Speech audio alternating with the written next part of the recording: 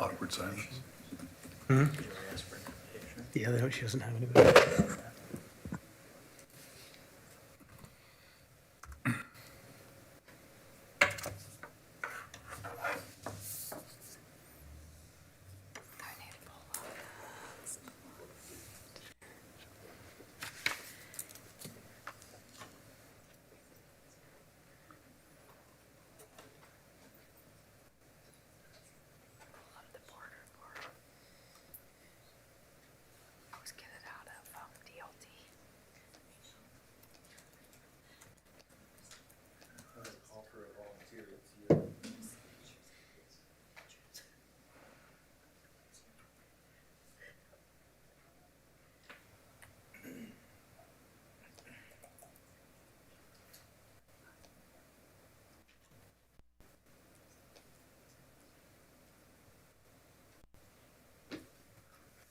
Okay, 6 o'clock. I will call the meeting to order. Let's stand for the Pledge of Allegiance. I pledge allegiance to the flag of the United States of America and to the republic for which it stands, one nation, under God, indivisible, with liberty and justice for all. All right. Welcome to our November board meeting. First thing we're going to do is I would entertain a motion for approval of the agenda. I will motion that we approve the agenda. Okay, it's been moved. Do I have a second? I'll second. All right, it's been moved and seconded. Is there any discussion? Hearing no discussion, all in favor say aye. Aye. Any opposed? Okay, agenda is approved. Okay, board business. We want to talk about the budget committee process. There's sort of two different things to discuss here. One of them is the application process itself, and the second is that we need to have a member of the budget committee from our Albany Diversity Equity Committee. And so the thought, I guess, or the options are we could designate Zone 1 or board meeting, budget committee meeting member number 1 as dedicated to that committee member and just fill it that way. The risk you run there is if they don't give us anybody, then we have an open spot on the budget committee. We don't have it filled. The other option is to give priorities to somebody from that committee, but open that up to applications so that if we don't get a committee member, we can fill it with somebody else that's applied for it. So I guess I would open that up for discussion or thoughts from any of you guys on what you might think you would prefer. Has anybody from the committee expressed interest in joining? That might solve the whole issue. Yeah, I have two folks who are interested. I was just waiting for Jane to be back to discuss with her, but I mean, I can give those names to Andy or to you all. Yeah, well, I think we're just coming with the process now. I think then there'll be an application. So if you have more than one, we'll probably have them both apply. Yeah. Okay, that's good to know. There's other things that we sort of aren't sure about. Like, for example, if somebody is on your committee and then they leave your committee, do they stay on the budget committee or not? I think is a question, and I'm not sure that's been answered legally. Like, so we would just sort of decide that, but we could maybe decide that if it happens. I don't think we need to solve problems that we don't have yet, right? There were enough. So, okay. And then to be honest with you, my preference was just to earmark it for the committee because it puts a little pressure on the committee to say, hey, we really do expect and need you to do this. And I have full confidence you'll be able to fill it. So does that work? Yeah. Okay. Do you want me to motion that? Doing a motion that we designate position 1 as a specific for the deck? That would be great. Okay. So I would entertain a motion that we designate board budget committee position number 1 to a member of the deck committee. I so move. All right. It's moved. Do I have a second? I'll second it. All right, moved and seconded. Any other discussion? Okay, all in favor say aye. Aye. Any opposed? Okay, perfect. The second thing is that we've got an application in here. So we kind of want to review that application and talk about the process for what applications look like. The last time we did it, people would apply and we had 2 people designated to review the applications and make a recommendation. And then there was some question about other board members that weren't one of those 2 reviewing the applications. And so what I think I would like is for anybody to be able to review the applications, but to do it here so that we're not disseminating them out. They're not getting emailed or leaving the building necessarily, so we have some control over them, but that they're available for any board member to review and then give input to the 2 people making the decision. Any thoughts about that or discussion on that? That seemed to work well with previous information that we've had that's along similar lines, so it's a Okay. good process, I think. Okay, Reasonable, yeah. yeah. Okay, I don't know, We will just do that. yeah, we'll just do that. Perfect. Okay, I don't think we need any more motions on the rest of this then. Yeah, Okay. I'll just bring the updated application with all the dates and all the changes next month, and then you can approve it and appoint those two board members at that time. Excellent, that works. Okay. Moving along then, we are on to OSBA elections. We've got two people that are running for the position for the OSBA Board of Directors. We have Clyde Rude, who's in the audience here, and Louis Whiteboard, who's not here, but she was at the regional meeting and spoke there. And so we basically need to nominate one or the other for position 10 for the Board of Directors. I guess I would just entertain a motion on one or the other, and if anybody has any thoughts or on that.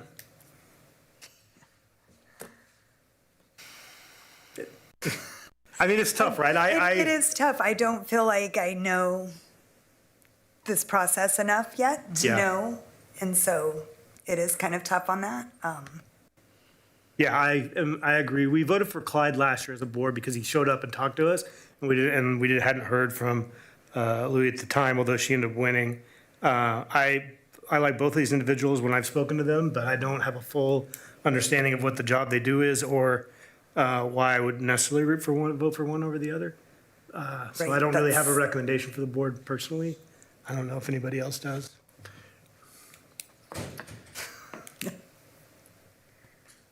I'd like to know more about what they do, but we're not going to find that out tonight. Yeah, I mean, right. So, OSBA has a large board of directors, so this is our regional spot on that board. And it's not entirely clear to me how much what they do drives what OSBA does and then what OSBA actually does, if I'm being honest with you. Right. So, yeah. Okay. Anybody want to make a motion? Well, in that case, since somebody else is going to, I will move that we elect Clyde. And the reason I'm doing that is because he's here, so he showed up, and we voted for him last year, even though he didn't win. So I guess I will make a motion that we nominate Clyde. Have a second? I'll second that. Okay, moved and seconded. Any further discussion? All right, all in favor? Aye? Aye. Any opposed? Any abstain? All right, I think the motion, I think a cat passes, we'll vote for Clyde.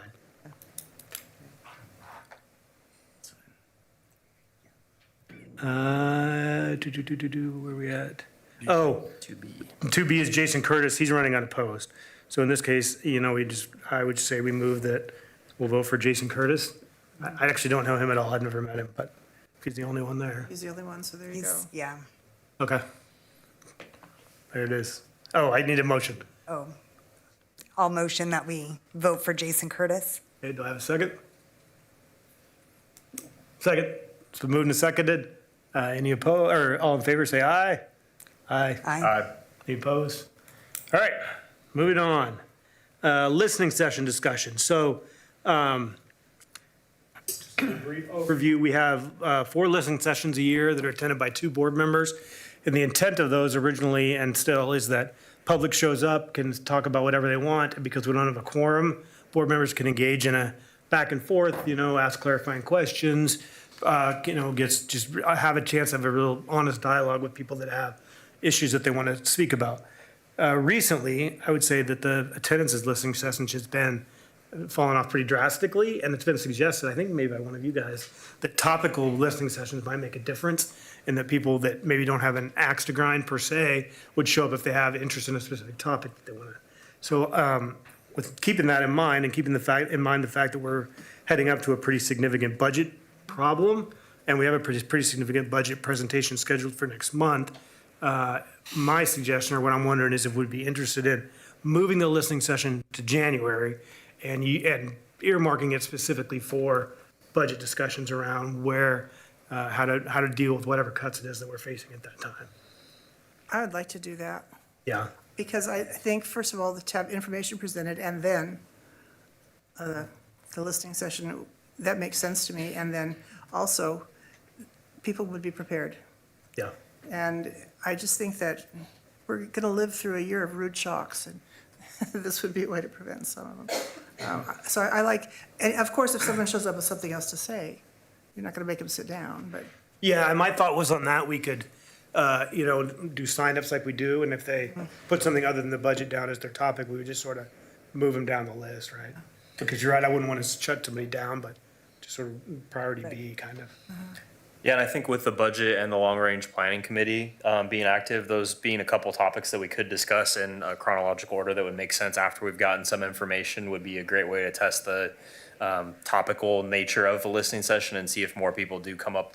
People will probably want to talk on those subjects specifically, but it'll get us a flow of getting into that if that's something we want to do going forward.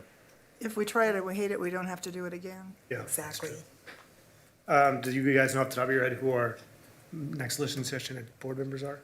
So I would ask that the board consider that we just turn it Sean. into a work session, Oh, right? So that all board members could be present. Oh, a board work session instead of a listening session? Yeah, where we could just take testimony, but Okay. we always get into the fact that only 2 people are present to hear all the testimony rather than the whole board on something that all would be, I think, interested in and need to hear the feedback. Something to consider. Does that still allow us to do a dialogue? It would probably be more just testimony and listening at that point. I think the dialogue might be important, but it's hard for me to see why you couldn't do it in that environment anyway. I mean, that's a rule, right? We could, I think we could get back to you on what the constraints would be. It's kind of one of those things that we were advised by council that we don't really know the full extent of where the line is, so we haven't really pushed it in terms of not wanting to run afoul as some people did before we were on the board, and just getting into legal issues that weren't necessary. would it make a difference if questions were submitted and read by one person? So the response would not be coming from, Well, my thing is, the dialogue is, for me, is clarifying questions, right? So Yeah. if you give an example of a budget thing and somebody says, hey, I really think you need to cut X, and I knowing what X does for the district, could say, hey, but do you know that X does all these different things? So how would you fix that, or how would you fill that gap if you cut it? Pushing back a little or asking trying to figure out how deep people are thinking about it or what their priorities are. I feel like it'd be just testimony alone doesn't get me there, I think. I worry about that. But Right, because I think there is an importance to that back and forth, that was one of the things that was brought up at the conference quite a bit, was how we bridge that instead of us talking to them and them talking to us. Right. How do we communicate together? And so, So I would propose that we come back in December with what we know about that. Okay. Proposed format at that time. Yep, let's do it. Yeah. Looking for a way to get the whole board there. All right, so for now, it's a discussion, so I won't do a motion. But we're still need to Well, let's- motion to yeah. move it. Yeah, you're right. Let's January. motion to move it to January and make it topical, and then we'll determine whether we convert it to a work session or not next month. So I'll move to approve changing the listening session or work session from December to January, so to discuss the budget. Okay. I second. Okay, it's been moved and seconded. Any further discussion? Okay, all in favor, say aye. Aye. Any opposed? Okay, motion passes. We'll move it, and we'll get more information on what type of meeting that is at the next one. Okay. Okay, we're on district leadership team updates. We have the, okay. Thank you, Chairman. Just a few things to talk about. We'll talk about a budget update. We will update you with our 25-26 enrollment. We'll talk a little bit about the Long Range Facility Advisory Committee. We'll talk a little bit about the self-5D and observations, which was the first goal, which is learning systems within the district.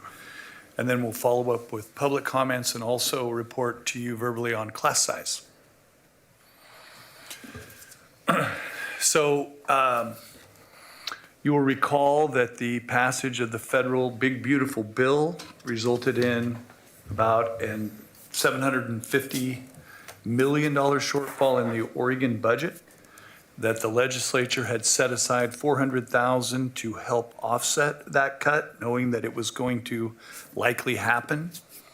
The September 2025 forecast remains with about a $375,000 shortfall, and that the governor sent a letter and the legislative fiscal office requested budget reduction planning from all agencies.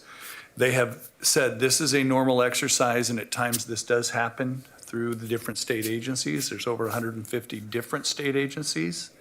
That there is a likelihood, even now, that there's some reductions that would be needed because we still are $350 to $375 million short.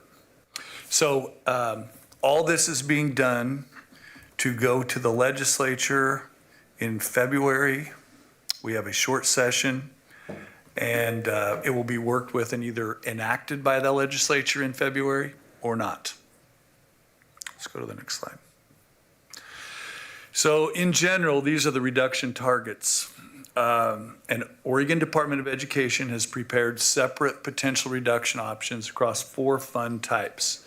The first is the general fund, a 2.5% increment, first 2.5, and then the second 2.5 are being proposed. These are only to be enacted in the 26-27 year or year 2 of the current biennium. There are no cuts proposed immediately. 5% other funds, 11.1 million to 22.2. If you said, what are those funds? I did not include in this slide, but I'm happy to send it to you, all the different side funds that would acquire to. I just don't have it in this proposal. CAT funded, you will recall the corporate activity tax that was passed to fund SIA. There is a 2.5% scenario of 57 million and a 5% scenario of 114 million. And then the state school fund as well, and you can see there as high as 64 million. Keep in mind that the 375 million is being spread across all state agencies, right? Whether that's Department of Administrative Services, Department of Human Services, all of the different agencies in the state are having to do this same cut proposal process. Currently, the education, K-12, is about 27% of the state's general fund, so just over a quarter. And so, we're going to hardly get out of it without bearing some if we do in fact have to cut. So this Thursday is a big day. The Oregon quarterly revenue forecast will come out. The economic forecast and the revenue forecast, which of course is based on economic activity, whether it be people with jobs, corporate activity, that revenue forecast will come out this Thursday. And that will be then what is primarily relied upon in terms of the actions that will be taken in the short session. And it goes without saying, the corollary is if the forecast shows that we continue to be stable, things look better for February. If there is a growing shortfall beyond the 375, then probably more action is necessary, right? So we'll send that out on Friday when we see it. And typically when it comes out, they first take the leaders of the House and Senate through that, the governor, then they begin to issue it out, and we'll have something we can send to you on Friday. So this is our enrollment this year by grade, and you can see the numbers of students in each cohort are on the left, and the bigger numbers are better, and you can see, and I don't think this is atypical. We have always had a slightly higher population at the high school. This year's kindergarten was 513 kids, I think, right now when we did the October estimate, which is down about 100 from the last 3. But we have seen about 350 students less this year than last year, scattered across every grade. So a little bit from every grade. We know that right now enrollment in most school districts has been in decline, and certainly we're no exception there. And so we'll have to work on that. I want to make a point here. The governor's request and what we talked about the last 3 slides and this slide, both must be dealt with in the next year's budget, right? There is no scenario on the other slides that we would somehow make up that funding that is caused by the decline in enrollment, right? And so this is something that we will definitely need to take action on as we go into this spring, beyond question. Let's go to the next slide. So moving on, we're also doing a long-range facility advisory committee. We met in October and November. Stephanie and Sean can talk about that here in a little bit. We have had great success catching up the members who miss meetings. They've all been willing to come in and meet and discuss the previous meeting. And so we currently have not lost any members. We're 100% intact as we go forward, which is one of the goals. I think we have to have everybody continue and learn everything.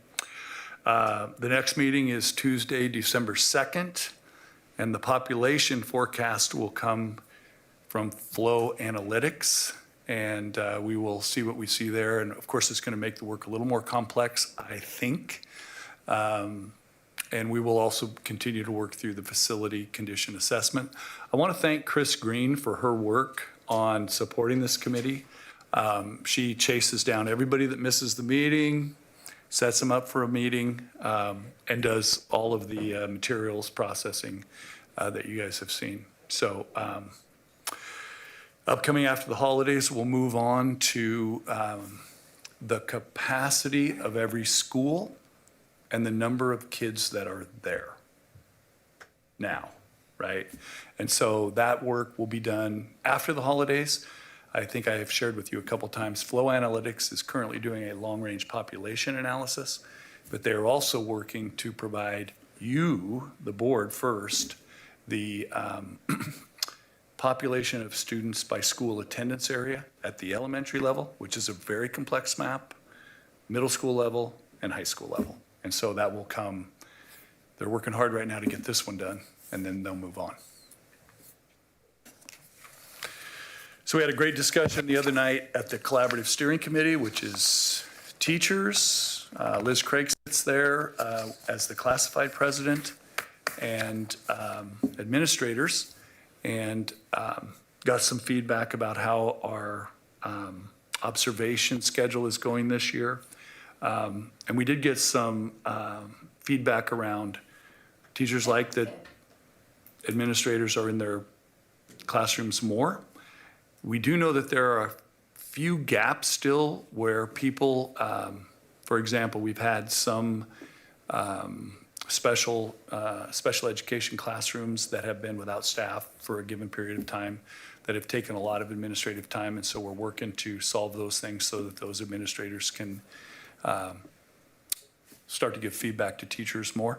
And so there's some holes there. We want to work on that. Strengths, teachers love getting feedback quickly.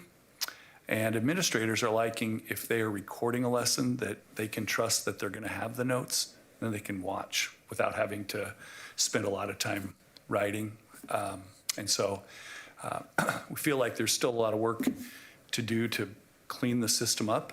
But in general, I think people are supportive that we continue this work.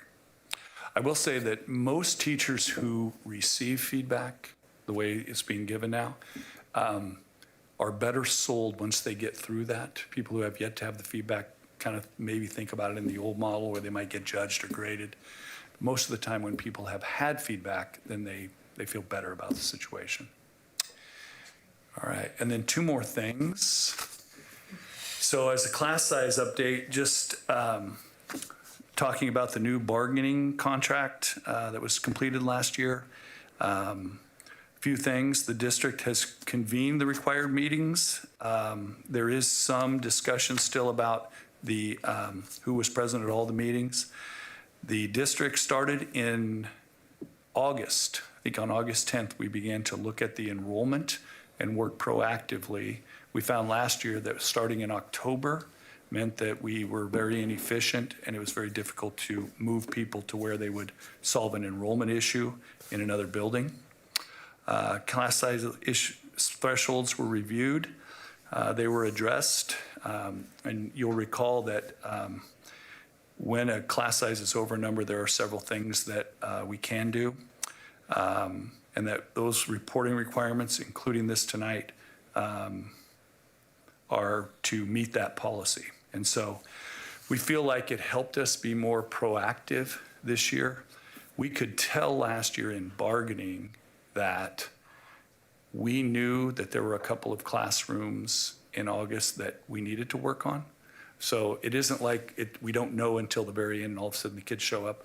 We knew by looking at our class sizes through registration where that was going to be, so it allowed us to move forward more expertly to address those issues.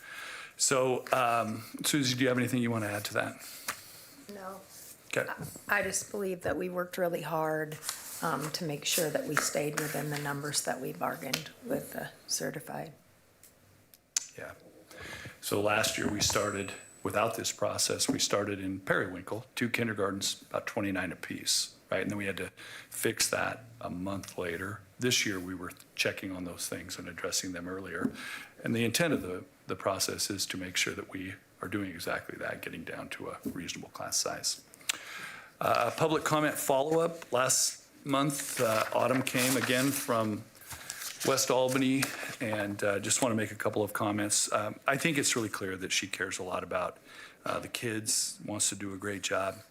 The one thing that I will say in checking this out, the new company, Genuine Foods, bid a cost per meal, and it is $2.39. And so however they work to do that, it still only costs us $2.39. So if they put basil in a cheese sandwich or whatever, it is still theirs to come in at that price, because that's what we have agreed to pay them. And so the creativity to make good tasting food is certainly to be applauded. And the contract itself, we're not going, the buying of basil, I think was mentioned, right? I don't think it costs that much, but it still costs this district $2.39. So, Mr. Bolin, anything to add? No, you got it. And we're excited about, I think they're working really hard right now to put turkey gravy and mashed potatoes together. And so, looking forward to that. From scratch, Wednesday and Thursday. Real potatoes. That's all I have. Okay, thank you. Move on to board reports, board member reports. I asked to put the LR, the Long Range Committee on here specifically so that I could prompt you guys to report out on what has happened. So I don't know who wants to go first or if you care, but I'd love to hear an update. You can go ahead. Okay, it's been really, for me, there was just kind of first learning how it all works. That was the first meeting. I feel like it was a lot of how this is gonna work, what we do. Last meeting, it was really interesting to read some of the numbers and look at the facility's condition and how it directly impacts educational outcomes. That was kind of, you always think that, but then to see it in number-wise was really quite eye-opening. And then kind of getting excited about doing walkthroughs and looking at the state of the different facilities, Okay, what that will be. that's the next step. Yes. Okay. We're gonna start doing those walkthroughs. November Already had through one. January or February, We've had 2, I was gonna say, we've already had 2, but then, 2 dates. going Yeah. on through the next couple months. so, Yeah, I would just second looking at the numbers and seeing where different schools kind of grade, it's not a true grade, but just kind of where all these things impact the different learning environments. And seeing that, I'm still digging through all the different reports just to kind of see what's where and why things are a certain way they are, either higher or lower than maybe expected. But it's definitely something that's interesting to see, and then kind of just looking forward to the meetings like you mentioned, and then just kind of going from here where the projections from flow will be in terms of what happens with the budget in this next week, and then also where that income impacts with the students' actually numbers in classrooms, and where that can be adjusted and looked at for all the different facilities that we actually possess and what the states of those facilities are. Okay, good. Non-expert summary. That's good. Any questions for these guys? No, I don't have any. That was a good summary. Thank you. Appreciate it. Then I think the other board report is that Steph and I went to the OSBA conference. You want to report out on what you learned there? Yeah, that was, I went for the full 3 days, the pre-conference and the 2 days. And one of the themes that really kept sticking out throughout the entire conference was communication and how we communicate as a board with the district, with the community, and how the community communicates back with us, and how can we take it from an us to them and them to us and actually weave that together. And I think it's something we've already started trying to work on, and so it's been pretty impactful. One of the things we already talked about tonight was taking a topic and taking it to listening sessions, or there was even breaking it down even further and possible like coffee with the board where it's just a couple of board members, but multiple sessions. So taking those topics, having the listening session, but also breaking it down further. And that was one interesting way. It was also really interesting to hear in one of the workshops I went to, not every district has you guys at the meetings presenting. And it was very evident that the districts that don't have a lot more surprises that pop up. So thank you for coming to these meetings and presenting the information you do, because it keeps us better informed on what is going on. And that was interesting to know. I just kind of assumed other districts did everything the same, that there was a format, and that was something to learn. So yeah. Yeah, I had a similar experience. I think, I feel like we're on the right track with communication. Like, I felt good about that. A couple of sessions I went to that I learned some things about. One of them was a district that had, and I don't want to kill our superintendent with committees because he already has a ton, but this was a student committee. And so it was a superintendent student committee, and they went out and they targeted and recruited specific high school students to try to get a diverse demographic. So it wasn't just your leadership kids that sign up for everything, but kids that oftentimes don't sign up for stuff, and maybe their voices aren't heard, or they're, doing their own thing. And they go out and make an attempt to get a real diverse group. And then they meet once a month, the week before the board meeting, and the superintendent goes to the board agenda and gets feedback from the kids on what they think about the various things that are on the agenda or whatever. And she said sometimes the kids derail that and talk about what they want to talk about, and other times they weigh in on the agenda. But it just seemed really cool as we continue to think about ways to engage. And I don't know in this district if we've ever, and I've been here since '07, done a really great job of engaging kids at the district leadership level. So it's not a bad idea, I think, to think about how we can do that. And we've always had student board members, but it's been a sort of show up and give a report and leave, and it's not really been a dialogue. So anyway, I thought that was really interesting. Another session I went to was on a district that the superintendent came in and they were broke out of money and in the red. And we've heard of a few districts where that happened, right? And I've always wondered, like, how does that happen? Because we get these financial reports, and like, is that going to happen here? And I learned that no, we're asking the right questions and we're getting the right reports. And that was a big takeaway: is make sure you're getting those financial reports, make sure you're paying attention to ending fund balance. Don't let your people have credit cards. Like, the superintendent took over in a district about half the size of ours, and I think he said there was 105 credit cards out there that he had to come in and cut, and he couldn't even get a hold of the credit cards. And everybody was used to buying whatever they wanted on credit cards, so then the brand new guy has to tell everybody that they have to stop using their credit cards in July to buy stuff to get ready for the. It was a huge mess. So we've already handled Jane's not here, but good job, Jane. We've already handled the credit card thing. So that was good. Another example of me feeling like good. We're in pretty good shape there. So, and it was interesting. We heard from a bunch of legislatures, the ones that are on the committees for education. What was interesting about that is that they all sort of said the right thing. They all had, almost all of them had a background in education, administrators or whatever, and they all kind of said the right thing, which is we don't need to give districts more stuff to do. But they also sort of implied that, or straight up said that they keep telling their colleagues that, and their colleagues don't listen, and they vote more stuff in for districts to do anyway. And that it was weird because they're the committees, but they also said they feel kind of powerless to do anything about it, which I thought was odd. So I don't really know, but it was super interesting to hear their take on things. So, Just another update, which I didn't put on there, and I apologize. It's a good thing these guys do come to the meetings, by the way, keep me honest. But we are going to have 4 Q&A sessions through the district with district staff over the next month and a half, up till about January 15th, 20th. Okay. We sent that out to staff. It's just Q&A, optional to come at 4 different schools. We can send you the schedule, but Okay. just mostly so that any staff can come and ask a question on their terms.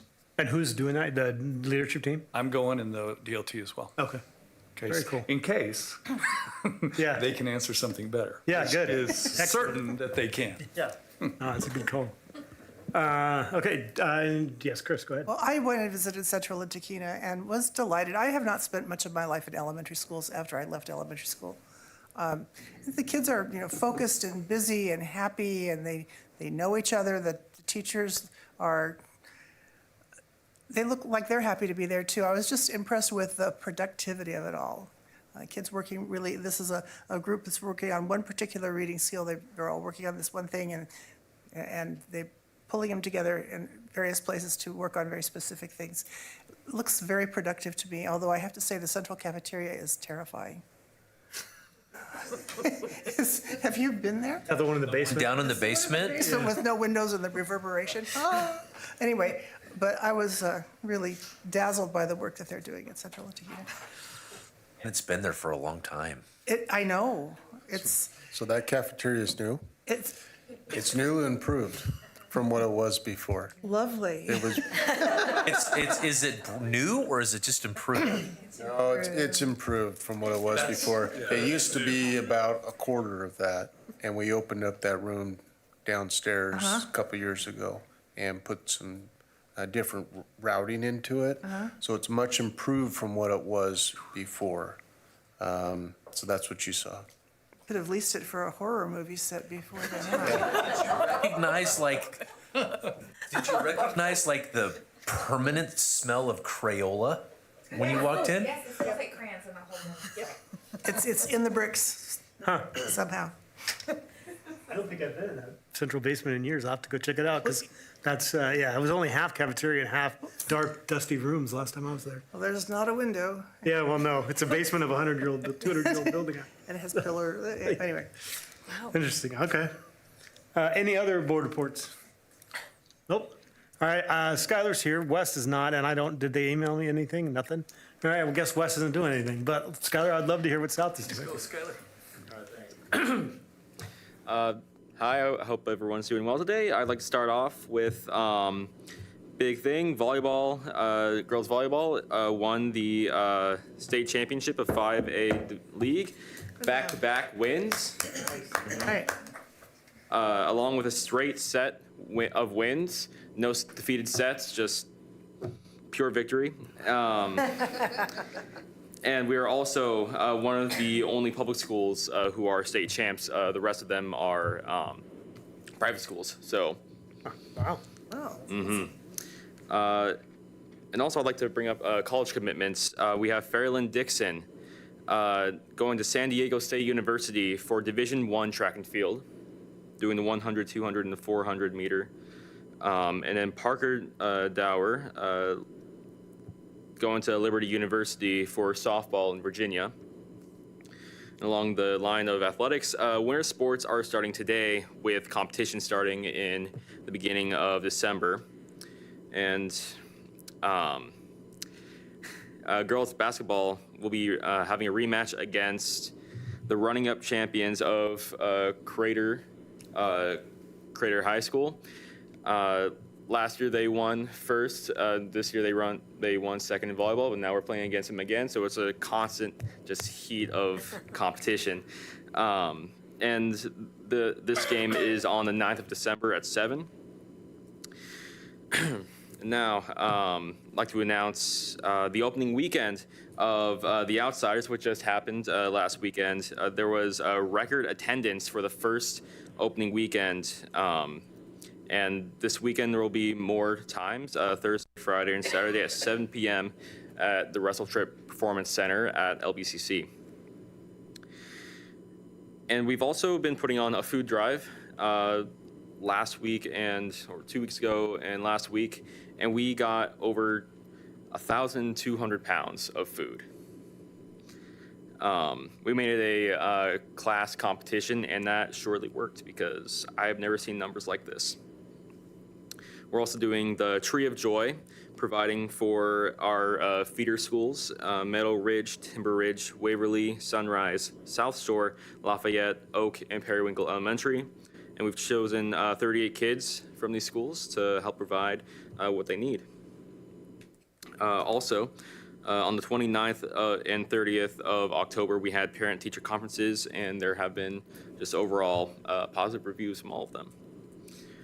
On November 28th, the testing, that was October 28th. My apologies. We had the testing day, district testing day, and great statistics. We had double the average number of students for the pre-ACT. Now for the activities going on, we have the Gathering of Champions on December 2nd.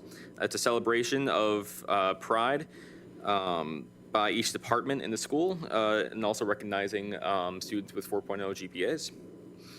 The next day, on December 3rd, we have the Red Cross Blood Drive happening. And later, we have irrelevant, but the Winter Formal going on the 13th. Really excited for that one. Along the lines of theatrics, the South Albany Theater Department is not only putting on The Outsiders, but in December, the 18th through the 20th, they'll be putting on A Christmas Carol, the radio play, which also involves cookie decorating. Sounds really fun. We have a choir winter concert on December 8th and a band winter concert going on December 11th. Along the news of the ASB officers, we have been busy with our projects of teacher and student surveys to send out to help guide ASB towards actions that will help enhance the student experience by pulling more interaction from teachers and even the community to help enrich student knowledge and to help us learn more about what's out there. And we've received more than the expected number of responses. I think the student survey got around 100 responses, which I'm blown away by that. And I'm really excited to see how that plays out. We have a lot of good things planned that I'd like to talk about once we get there. And also, Ascend, the a cappella choir, is preparing for the numerous gigs in the community for the Christmas season. If you attend the Christmas tree lighting downtown, they'll be there. And that is all I have. All right, thanks. Last time, did you say that you had an upcoming smash ball tournament? Oh, no, spike ball. Spike ball. How'd that go? It went really well. There was, I think, 14 teams of two, and I haven't really gotten much detail about it. However, it was pretty successful. Yeah. And we'd love to see you there, Bruce. My partner, Mr. Bolin, could make it, so I was unable to participate. He said he pulled a hammy, loading motorcycles into the trailer, so we can do it. Okay, with that, we will move on to our community and school presentations. Our first one up is South Shore Elementary. Thank you so much. I'd like to introduce Miss Marcy Beltran to present on South Shore Elementary and all the amazing things that are going on there. Good evening, everyone. I am here to present to you South Shore's data and goals for the year. Our first goal is in reading. By June of 2026, the number of students identified as at or at grade level benchmark will increase by 10%. And this is a 3-year goal. We're in the midst of that, so this is our second year. And that's our goal is to have that in at least one language. We are the dual language school, so all of our students are assessed in both Spanish and English. That data was compiled by and determined by gathering iReady benchmark data, SBAC data, progress monitoring, and we also included some of the ALPA assessments. Things that we will be doing in order to meet that goal. We will have daily routines to build vocabulary, fluency, and comprehension in both languages. We use language development best practices to encourage meaningful conversations to deepen understanding of text. And we use what is called QTEL. That's Quality Teaching for English Language, that focuses on language development, which are all great strategies to help improve language development.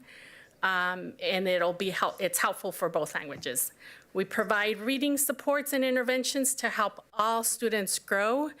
At our school, once a student has met benchmark in one grade level, we then put them in interventions in their second language.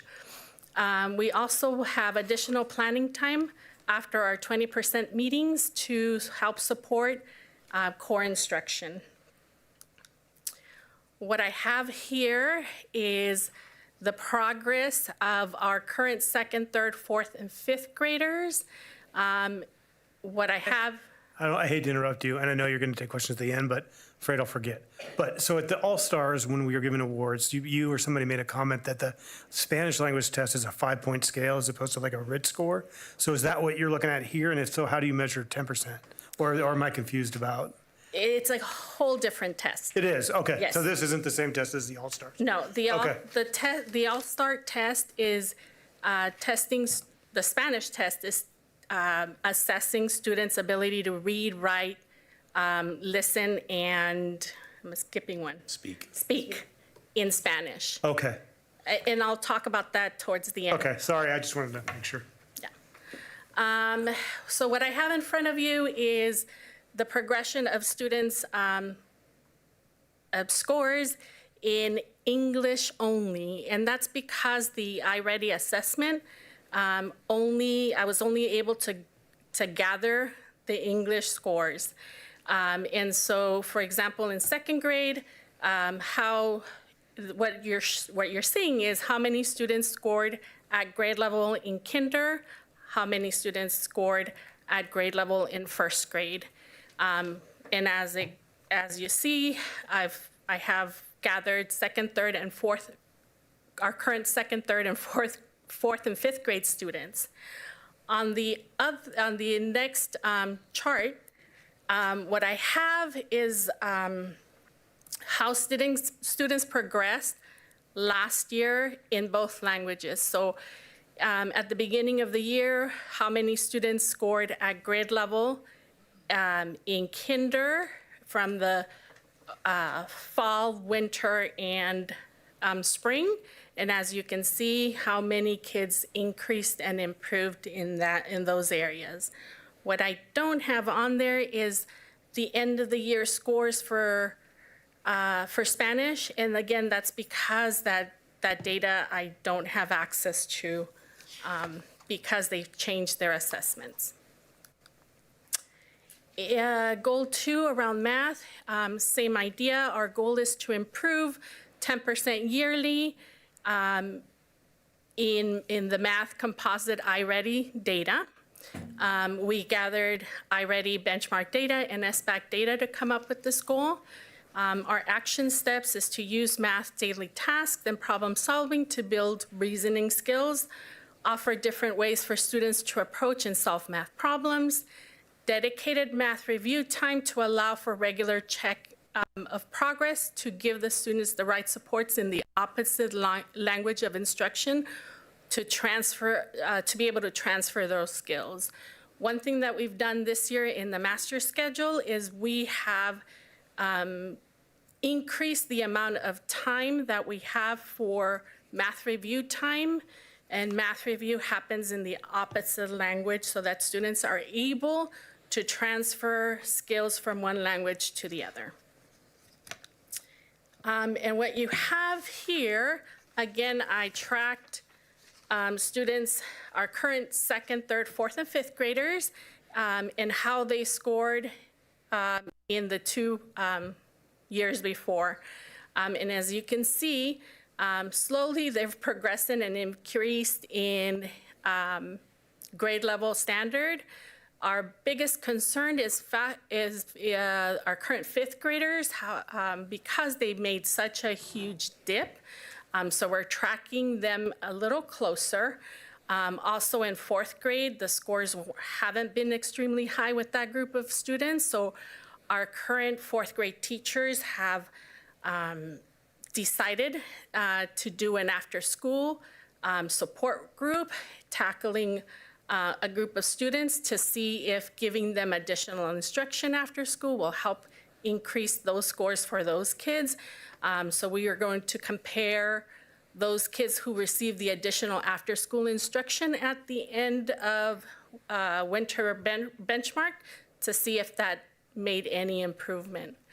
What you have on the other graph is how much students grew from the beginning of the year to the end of the year. And what I have down on the bottom is a scale of the amount of improvement by levels. So if a student was 2 grade levels below, or 1 grade level below, and so what I have on that chart is demonstrating how many students moved or improved either 1 level, 2 levels, or 3 levels. My third goal, or our third goal, is to reduce the number of referrals by 15% as identified through Synergy. We gathered that data, or we came up with that goal by using the referrals that staff entered into Synergy and last year's DESA data. What we're doing is we're being more consistent with school-wide expectations for behavior. We have posted and reviewed all of the classroom rules and common area norm expectations. We celebrate Students Monthly with recognition and assemblies focused on character traits. And this year we have our counselor doing SEL lessons twice a month. And what I have for you is the data of number of referrals from 23-24 school year to last year. We had a significant decrease in number of referrals. I also have, just in the months of September and October, what the number of referrals we had in 2023-24 and 24-25 and the current year, 25-26. And as you can see, we've made dramatic changes in the number of referrals that we've had in the first 2 months of the school year. For early literacy, we have bilingual interventions for all students. And like I explained earlier, once a student is at grade level in one language, we then intervene and support them in their second language, because our goal is to have fully bilingual students by the time they leave our school. In K2, we focus on home language to build those strong literacy foundation skills. We have dedicated time for English and Spanish foundational skills in kinder, first, and second. We use Haggerty in both English and Spanish, ECRI in English, and we have a new curriculum this year. It's called Mosaico, and it's specifically in Spanish. Mosaico also helps support teachers in providing lessons that help them teach how to transfer skills from Spanish to English and vice versa. We have new Spanish curriculum that makes the connection between the two languages. For CEL implementation, we are focusing on purposeful instruction. where we are communicating a clear learning targets with success criteria and designing of learning tasks with scaffolds to promote learning and growth. We are ensuring that that teaching is coherent, intentional, and transparent so students understand their learning journey and have the supports to succeed. We are using the CEL 5D rubric to drive all instruction. My goal is to be able to provide meaningful feedback to every teacher with a focus on strength and growth. Another goal of mine is to stay on track. I have 21 teachers on formal times 6 observations each, 5 informal with 4 observations each, making 146 observation cycles. That does not include the 2 part-time staff members that are part of my staff. Points of pride, we have a amazing after-school program where we provide different opportunities for kids to engage in additional science lessons, math games. This year, one of the teachers decided to do myths and legends in Spanish, but year to year, we also have arts and crafts, recycling, geology, and also new this year, one of the teachers has decided to teach Latin musical instruments. Our Spanish pre-K program, we're in the 4th year of that. We also partner with Albany Youth Orchestra to offer classes for students before school. In past years, all of our students had the opportunity to join the orchestra for free. This year, because of funding within the Albany Youth Orchestra, they've asked for some of our students to pay partial or full tuition, but still have had a huge number of students be part of that program. We have a 5th grade leadership run by our counselor. This year, we've also increased in our special cycle, time for art and library/technology. We noticed that when students are working on writing any document online, they are struggling with the typing and they're struggling with the use of the technology because they do have access to phones, but not always access to a laptop or a computer.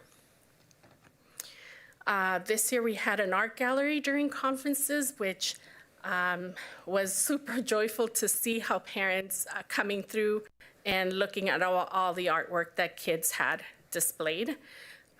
We also have a language development growth. We have dedicated time for language development, and students receive either English or Spanish time, and that again is dependent on what language they need growth in.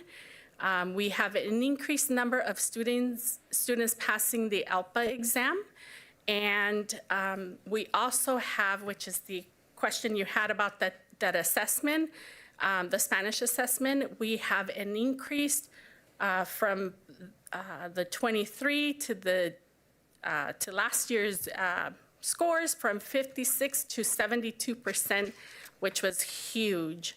That we've had a lot more students scoring at a higher level at the end of 5th grade in that Spanish assessment. We also are working really hard on aligning both our Spanish and English in all areas, including language arts, writing, language development, and math. Any questions? Yeah. Thank you for presenting. I just had a quick clarification question on the goal to the math level growth. That is only the students that have improved at least 1 grade level, correct? Is there any numbers on any students have decreased, or because you mentioned that the numbers were going down for 5th grade, and I'm guessing there's more than 7 students in math in 5th grade. Yes, and what you see there are are the number of students who are scoring at proficient. Okay, gotcha. I wasn't sure if that was directly applied to the little grading scale that was below it, so I was wondering where the The information. grading scale reflects the information above that. Gotcha. So how students grew last year. Okay, thank you. Questions, Stephanie? Chris? That was- How many students are in the fourth and fifth grade? I'm sorry? How many students are in the fourth and fifth grade? I believe we have 58. Okay, so that's quite a few.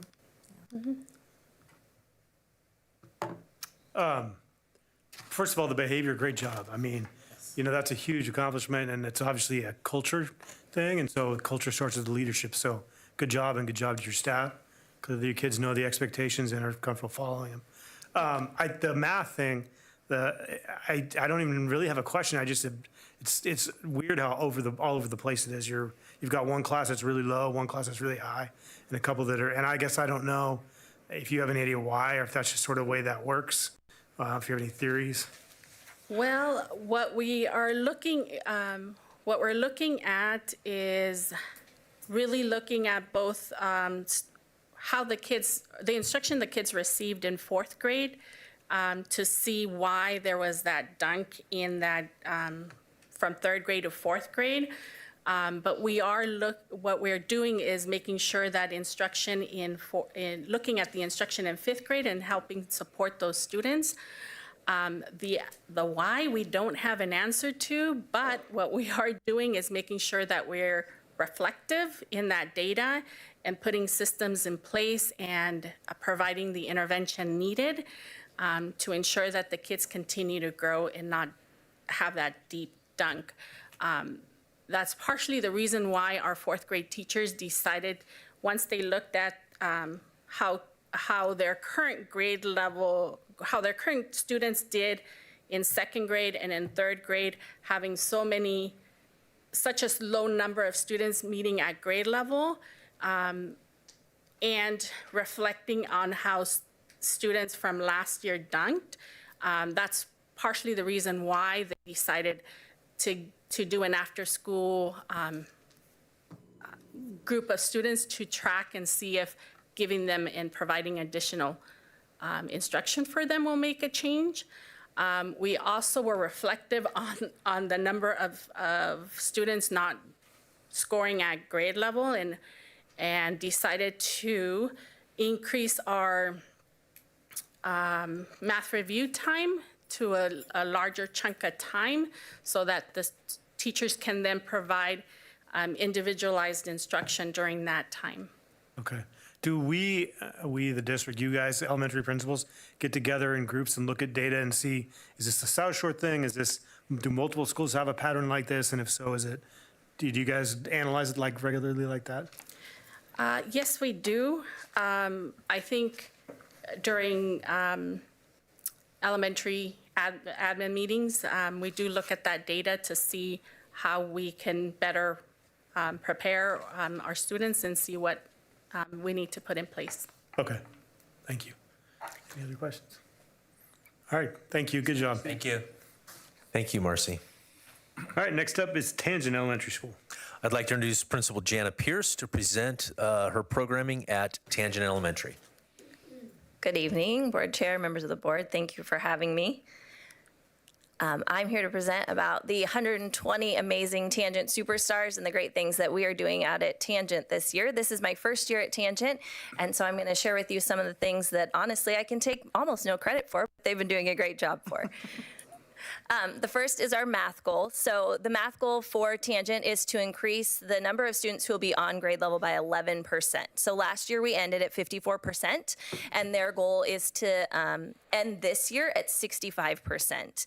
We are really excited that we have a new math curriculum. That's something that elementary has been really wanting for a long time, and we're excited to see what kind of growth we can get out of that this year.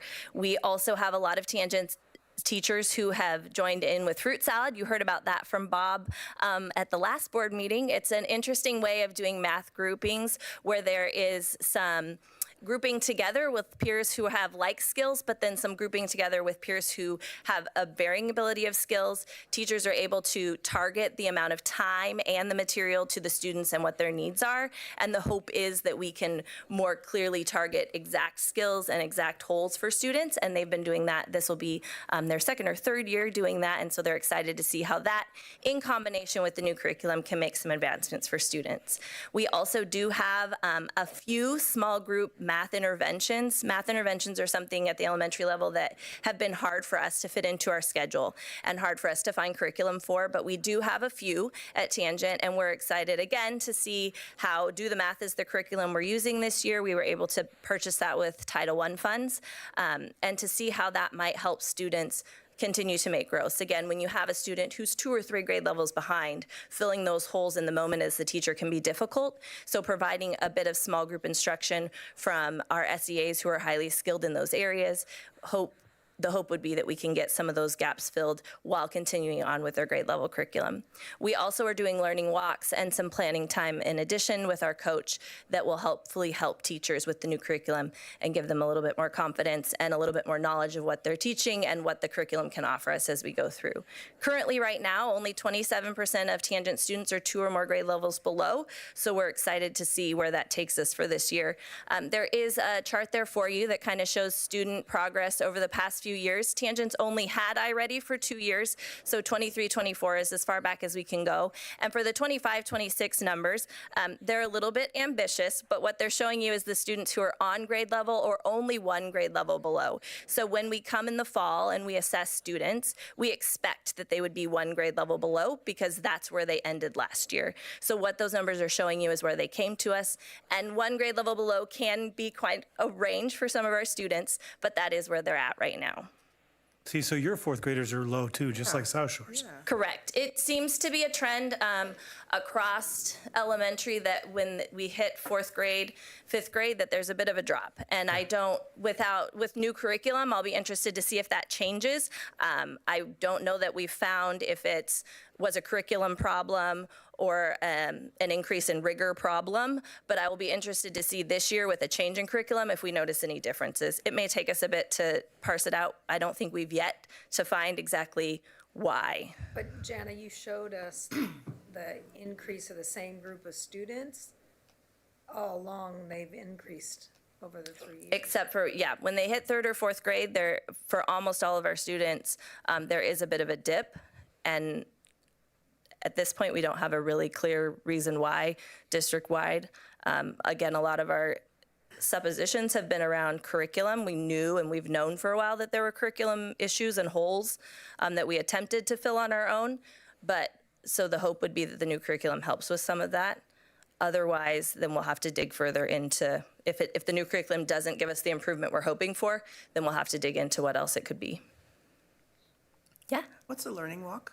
A learning walk is when teachers go with each other or with a coach or an administrator, and they go around and look at other classrooms. They're able to see their peers teaching either in our building or in other buildings, and they're able to kind of walk around and see. I mean, there's nothing better than seeing someone else teach and getting ideas of what they're doing and getting some tips and tricks. And so learning walks are just the chance for our staff to go and see other staff.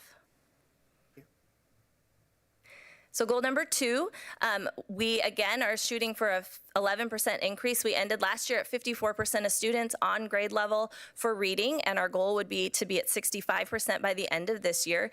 Additionally, for both goals, we've added a stretch goal. So we're hoping that our students who are 2 or more grade levels behind, so our students who have the most to make up, will actually meet their stretch goals as well. So in iReady, it gives you a goal for typical growth, and then it gives you a stretch goal. So if you're trying to make up ground, you need to make more than typical growth to catch up, right?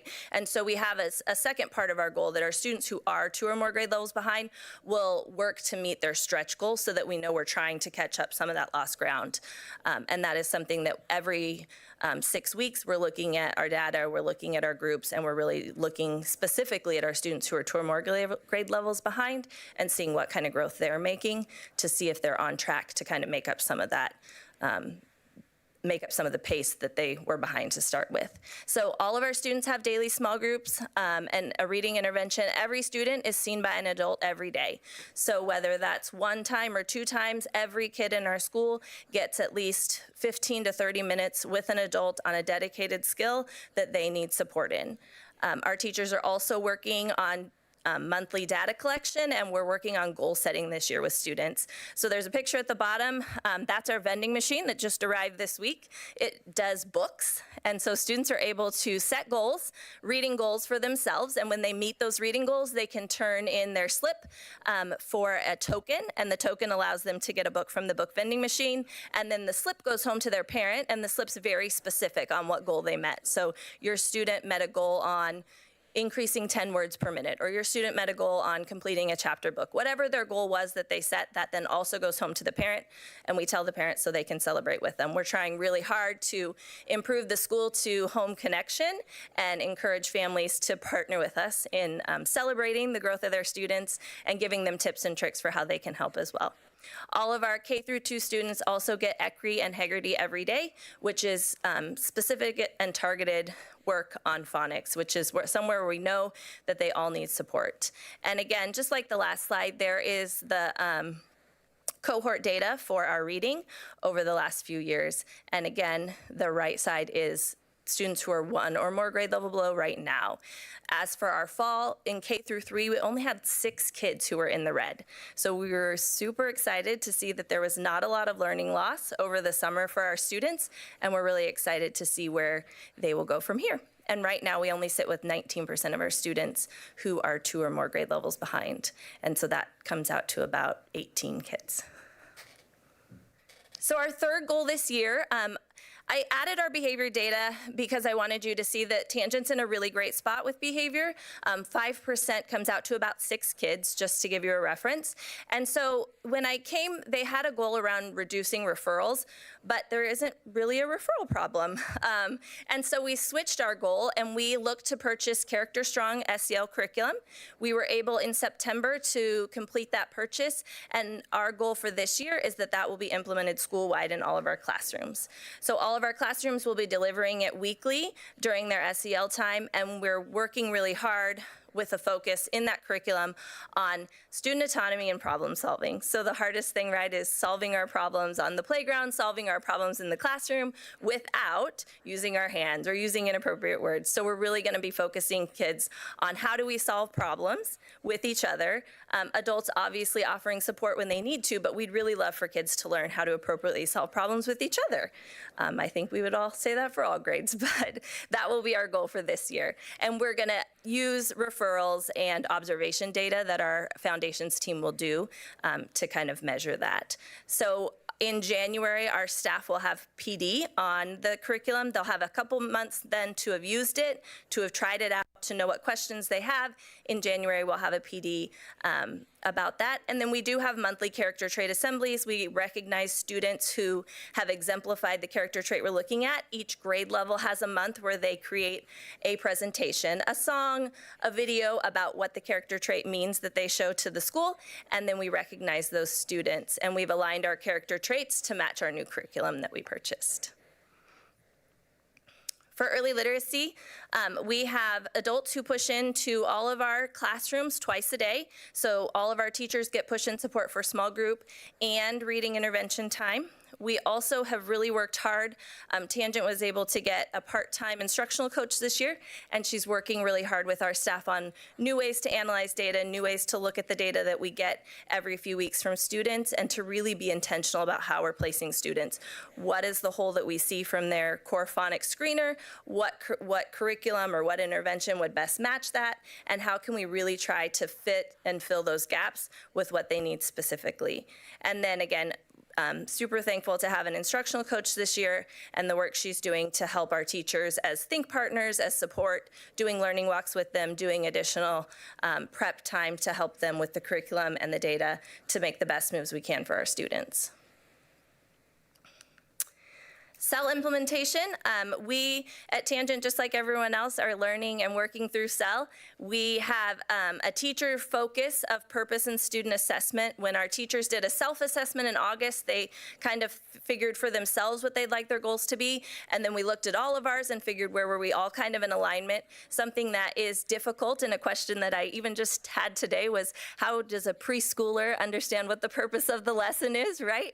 And what does that look like if they're self-assessing? And so we're working on that with our teachers and as staff, like looking through what does that look like for a preschooler. I was in their classroom today, and the focus that she was working with them on, they created a little anchor chart about what does it look like if I focus on my job. And so they were talking through, what does that look like if you focus as the 3-year-old? What does that look like? And they had come up with great ideas. I pay attention, I sit still, I look at my work. And so even with our 3 and 4-year-olds, we can do it, but what does it look like? And so we're working through that together. And then just for me, myself, continuing to learn to use AI and the new tools that we have, and making sure that I'm in there consistently, and I'm offering lots of opportunities to be a think partner, to debrief with staff, to be a sounding board, and to come up with ways that I can support them in the work that they're doing. And points of pride and promise. Tangent is a very special, cute community. They have a lot of community support. We have done an event with Tangent together. They used our backfield and yard for a community event. There was a tractor pull and a combine demolition derby. So trying really hard to find ways to connect to the community. And you did not invite us to these events? I mean, there were flyers in Parent Square that went out, so I feel like maybe you were invited, but I don't know. I'm not a parent, so I did not Parent get Square that is invitation. also for staff. There's a drop down for staff, so I'll help you, don't worry. Part of that is community outreach and visibility. When I got to Tangent, there was not a school sign. I'm not sure why, but there wasn't. So we ordered a school sign, and it's going to go up this week. There also is not a PTA, and there wasn't really a process for volunteers. So those are 2 things that I'm in the process of working on. In January, we're going to start to launch how to have a PTA and what does that look like, and who'd love to join me for that. And then we have changed some of the processes around volunteers. I have open doors. I've taken down as many barriers as I can, and I want as many people to be there supporting students as possible. The more the merrier, and the more we can have getting these kids where we need them to be. Our state report card looks great. It's still embargoed, so I can't tell you how great, but when you see it, they have done some amazing work. And the last thing we're doing this year is an attendance initiative. So previous to coming to Tangent, I had been working on attendance at Oak, and that was something that I brought with me. We have Aim for the Stars, which is our attendance initiative. For every day that students are at school on time, their classroom earns a star, and when they fill their constellation, then they can choose from a variety of prizes, and one of which is pieing me. That's my little kindergarten friend who chose to do that. So it's a classroom-wide incentive, so we're not targeting specific students. We are still doing the normal attendance letters and connecting with families. We call every family of every student who's absent every day personally to check in on where they are and what we can do to help get them to school, but then also working as a class and a community to get kids to school, because none of the rest of it matters if they aren't there to hear it. So that's what we're doing at Tangent. We are excited about the year ahead. And what questions do you have for me? That was a lot of really good information. The only question I had was the same as Chris here, which was the learning walks, which you explained, so. Yeah. Yeah, I was trying to ask a question to prove I was paying attention, but you covered it all. So I will say it makes me really happy, and I know it was like this last year too, that Tangent doesn't have a referral problem, because that has not always been the case at Tangent. So that's good that that's continuing. But other than that, good job. Thanks. Perfect. Thank you. Appreciate it. Thanks, Shanna, so much, and I will be sure to check the Parent Square when there's pie in the face. Combine crash derby. He's volunteering for the pie in the face. No, I'm going to observe that. Okay, next up, South Albany High School. I'd like to introduce Principal Chad Angel and his administrative team of assistant principals, Anna Harriman, Tony Mata, and John Dilbone. You guys are waiting back there?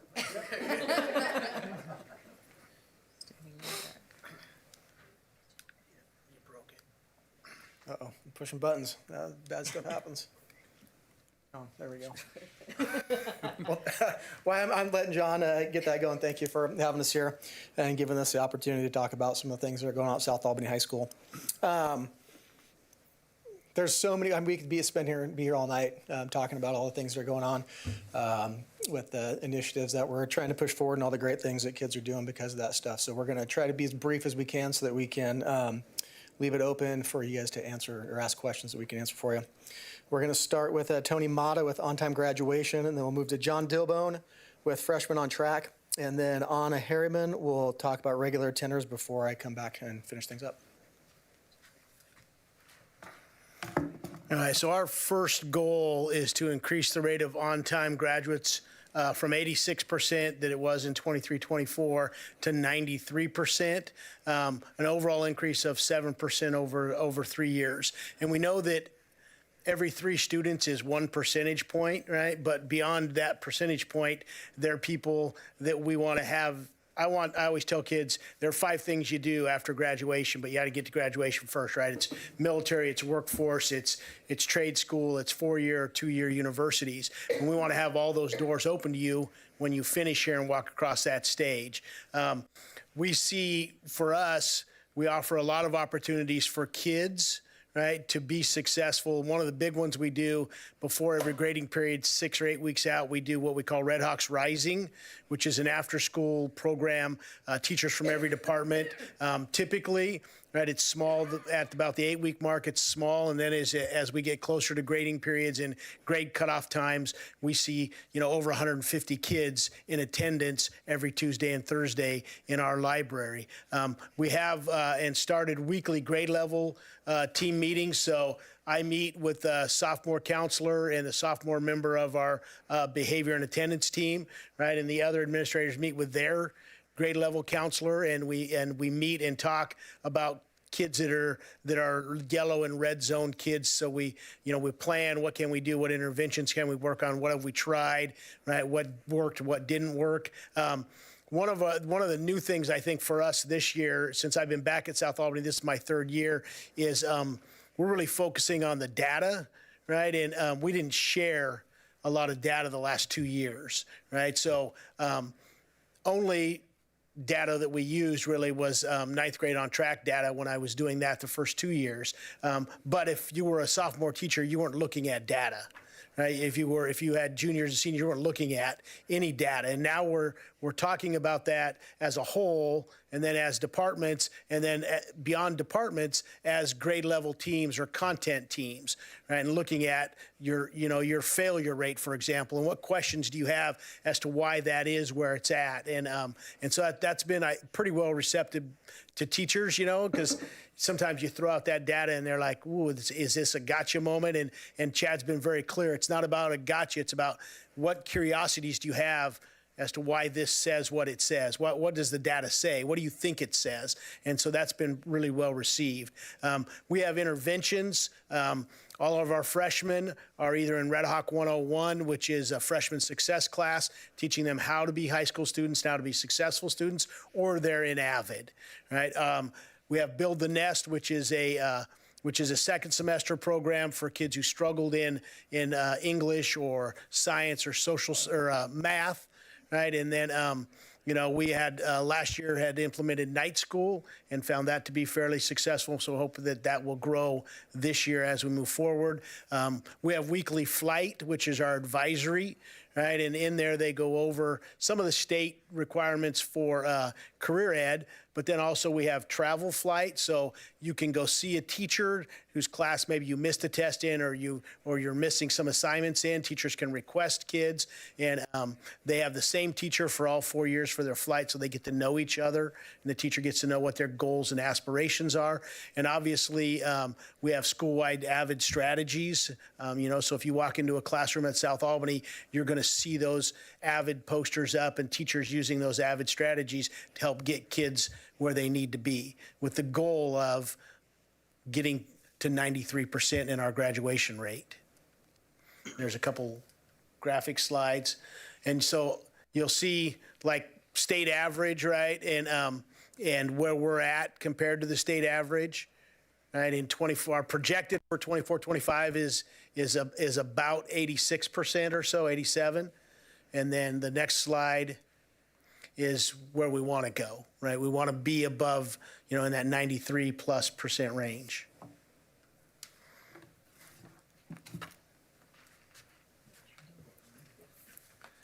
I get to talk about freshmen on track. Our goal is to increase from 71 to 92% over the next 3 years. This is our 3rd year working with the Center for High School Success. South Albany has traditionally been below average in this area, both South and West. Having looked at on track to graduate numbers for a long time, most districts start really high as freshmen and drop. Our district starts low as freshmen and gains, so that's what both schools are working on. We implemented freshman houses for the first time this year, so our students are either in, there's house 1 or house 2, and then the advanced classes and avid kids aren't in the house structured. So we have a house structure is they have a common English teacher, common math teacher, and science teacher. So they all have those 3 teachers. So when we have our kid talk times, which is sit down and talk about students who aren't being successful, who are in the range where we can address and help, that we're talking about kids that are known well by 3 teachers to start that process. So we have houses, they have common preps so they can talk. We've been working with the High School Center for Success for 3 years now. We do Red Hawk 101 for kids or AVID. We have weekly grade level team meetings. We have a high school success funded person, Caitlin Scarr, who does a lot of our freshman success work. She's a counselor. We have ongoing data review and tracking to identify student needs. So we review freshman data about every 2 weeks because that's how often we have meetings and we identify how many kids are failing 1 class or 2 or 3, so they're put into categories so we can address the right kids so we can move the most. We also have build and nest interventions, which is second semester. So the kids that aren't successful in first semester and show a chance, we'll put them in a support class for that. So if they weren't successful in English, they'll have build and nest English. And so they'll work on recovering the credit that they didn't get. And then after they do that, they'll stay in that as a support class to get the credit for the second half. And most of the kids last year were able to recoup the credit and then pass the second term, which is what we want. So here is our on track to graduate goal. You can see that this is how we've performed in the last 4 years. Our estimated 24-25 is about 74%. And this is our projected on track. At the 9 weeks when we looked at freshmen on track, we were at 80% of our freshmen being on track to graduate, which in Oregon means passing 6 credits a year. Good evening. My third goal here is about regular attenders, so students who are present for 90% of the time. So our goal is to increase the rate of regular attenders from 54%, which is our 23-24 data, up to 66, which was a state average for that year, which would be an overall increase of 12% over the course of 3 years. So obviously we understand that attendance directly correlates to student achievement. And we have consistently performed below the state average in this category. So increasing in attendance will obviously support our other 2 goals and ultimately all student achievement across the board. The first thing you have bolded there in red is we got the Albany Public School Foundation Enrichment Grant awarded to support this goal specifically. So they gave us approximately $12,000 to support our efforts in this. So we're going to be using those funds in a variety of different ways, and we're kind of doing more research and exploration of what that can be. But one of the things we started with was a new hall pass system this year. Being a California campus, we looked at California examples of how to do hall monitoring. And so we implemented a new color-coded vest system so we can easily identify students who are out of class with or without a purpose and address them in the moment to make sure they're where they're supposed to be. We have new attendance coordinator and family attendance liaison position this year. Mr. Brent Belleville has returned part-time to support us in connecting with our families with truancy struggles or families that we've lost. We're participating in the district attendance community of practice meetings with the ESD. We have our weekly grade level team meetings, which our other two admin already touched on. And we now have, as of this year, a new monthly newsletter that we send out in both English and Spanish to educate our families on what's going on. We include things like the importance of attendance. In our November newsletter, we talked about the holidays and sick season and how to prioritize school attendance during those times. So here's our regular attendance previous data. So you can see the state average is high above us, and we aren't really trending in the direction we were hoping, so we're going to turn that around in the next 3 years. And then our projected regular attenders, so the goal is up to 66%. I don't have it in the slide, but we just pulled some data that I wanted to share with you briefly. Comparing data from this time last year to now, our freshmen have increased from 64.9% to 73.9%, so approximately 9% increase. Our 10th grade students have gone from 59 to 67, so an 8.5. Our 11th graders have gone from 59 to 61, so a 2% increase. And our 12th graders have gone from 45 to 58, so about a 12% increase. But school-wide, our regular attenders to date is 7.5% higher than it was this time last year, which suggests that our efforts are having a positive impact.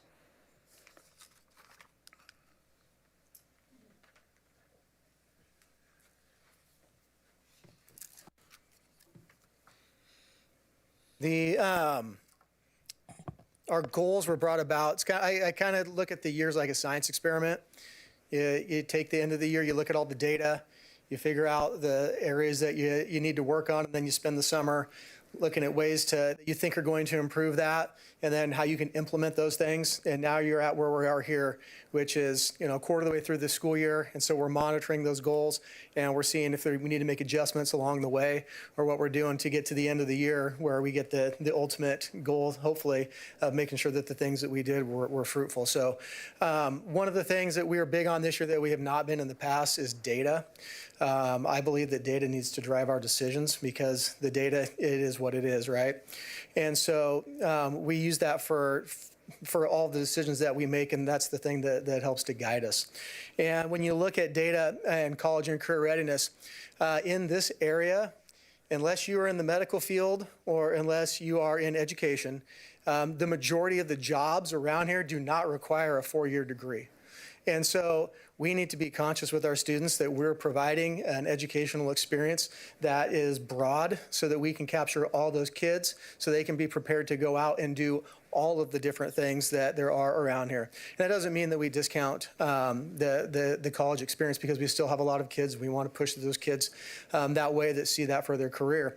And so one of the things that we need to do is we need kids to understand what's out there, and we need to have a good grasp on what it is that they want to do so that we can help guide them. The list of things that you see here are all different things that we use for students to experiment and to educate them on the different pathways that are out there, and then give them the experiences that they need so that they can go out and they can be successful with those things when they leave here. Whether that be going to a trade school, whether that be going to a certificate program, whether that be going to a 2-year and get your associate's or a 4-year degree. So with that, our youth science and our flight, that's where we spend a lot of time diving into career inventories, what it is that our students have aptitudes for, and then what careers align with those different aptitudes. Our new Career Foundations class that we have uses some of the very similar things to really focus on that for all of our sophomore kids right now. We have many advanced course offerings. We have AP courses. I think we have 12 courses that offer college credit at the school. We have 9 different CTE programs. So we try to have a broad array of things for students to experiment with, to figure out kind of what their niche is, and then to help guide them and support them as they do that along the way there. Cell implementation. You've heard a lot about CEL, I'm sure. The big piece for us with CEL, what we're looking at is assessment for student learning. I believe that if we want to have students be successful, we need to create a place where students want to be. And a lot of that has to do with students being successful. And not every student comes to us at the same level.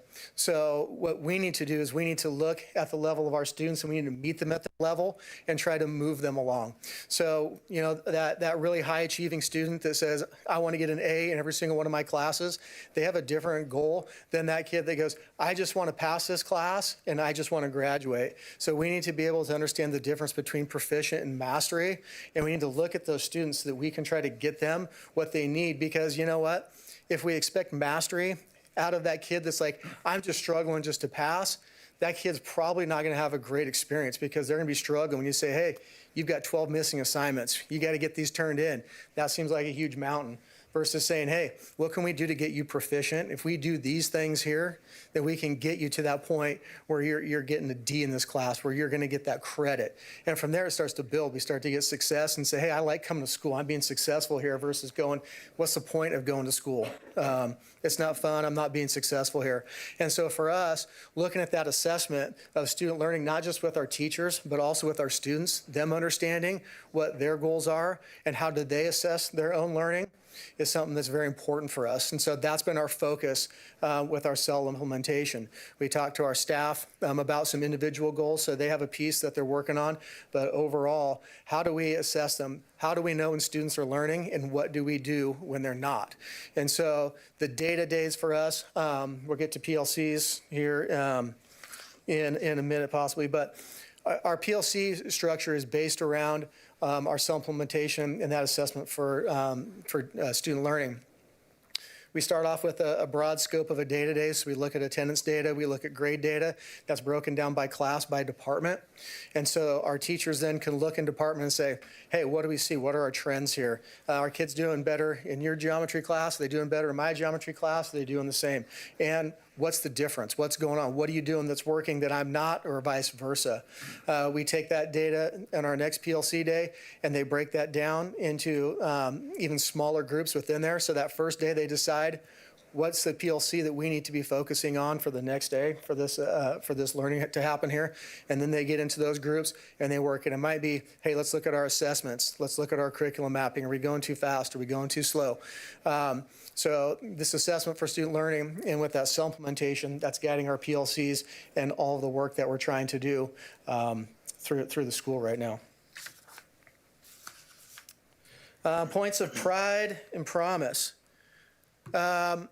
Like I said, if you want students to be successful, I believe that you have to have a place where students want to be. And so for us right now, rebuilding the school climate and culture is huge. I was asked, how do you know when you start to build trust? And I said, it's when people will come and talk to you instead of talking behind your back, right? And so that's one of those things that is not necessarily easily measured, but I think that we're to a place where we're starting to see those things happen. We have shared accountability for our school norms, and that's not just with our staff, but that's with our students as well. I ran into a teacher the other day, and they were shooing kids out of the hallway because one of our campus monitors was gone. And that was great for me to see, because last year they would have just ducked their head and walked down to their classroom and tried to ignore that problem. And so when we have that shared accountability and that buy-in from everybody, then things start to happen at a much faster rate. Our students are doing a great job. Our student section at our games has been amazing. You hear from Skylar every board meeting about the great things that are going on. We use 5-star for a lot of different things. I don't know if you're familiar with 5-star. We use it for our pass system. We use it for points for our students, but one of the things that's great about it is when our kids show up to games or when they do activities, we get to scan them in, we check them in. Show up to the football game, we scan them in. They show up to National Honor Society meeting, we scan them in. And right now we have 76% of our kids, of our entire school body, has participated in at least one extracurricular event. And so obviously our goal, we want to get 100% of those in there, but by having that buy-in, by having people that are excited, that want to be a part of what we're doing, that's one of our biggest points of pride. And so we got to continue with that. We're trying to really focus on positive behaviors and recognizing people for the great things that they're doing, because they do them all the time, and it's really easy to get stuck in that negative rut of things. But there's a whole lot more positive going on than there is negative. So if we can really bring those things to the forefront, then I believe that really helps the culture. So we have some activities. Skylar talked briefly about the Gathering of Champions that's coming up here. We use the acronym PRIDE, so perseverance, respect, integrity, discipline, and excellence. And that is the behavioral norms for our entire school. So we have posters, what pride looks like in the classroom, so what perseverance looks like in there, what respect looks like in there. And so with this Gathering of Champions, our departments get together, and each department picks a student that represents each one of those letters that they see in there. So perseverance, respect, integrity, discipline, excellence, so on and so forth. And they get honored at an awards ceremony that we have, along with all of our students that are showing really high academic performance as well. So we do this twice a year. We'll do it once here in December. We'll do it again in the spring. We kind of recognize our grades are from the previous year, but our behavior stuff is everything that's going on right now that our teachers are seeing. So really trying to make sure that we are that we're focused on that cultural piece and making South Albany a place where people want to be, where they're recognized for the excellence that they have every day. And then hopefully that will help our goals be much more achievable.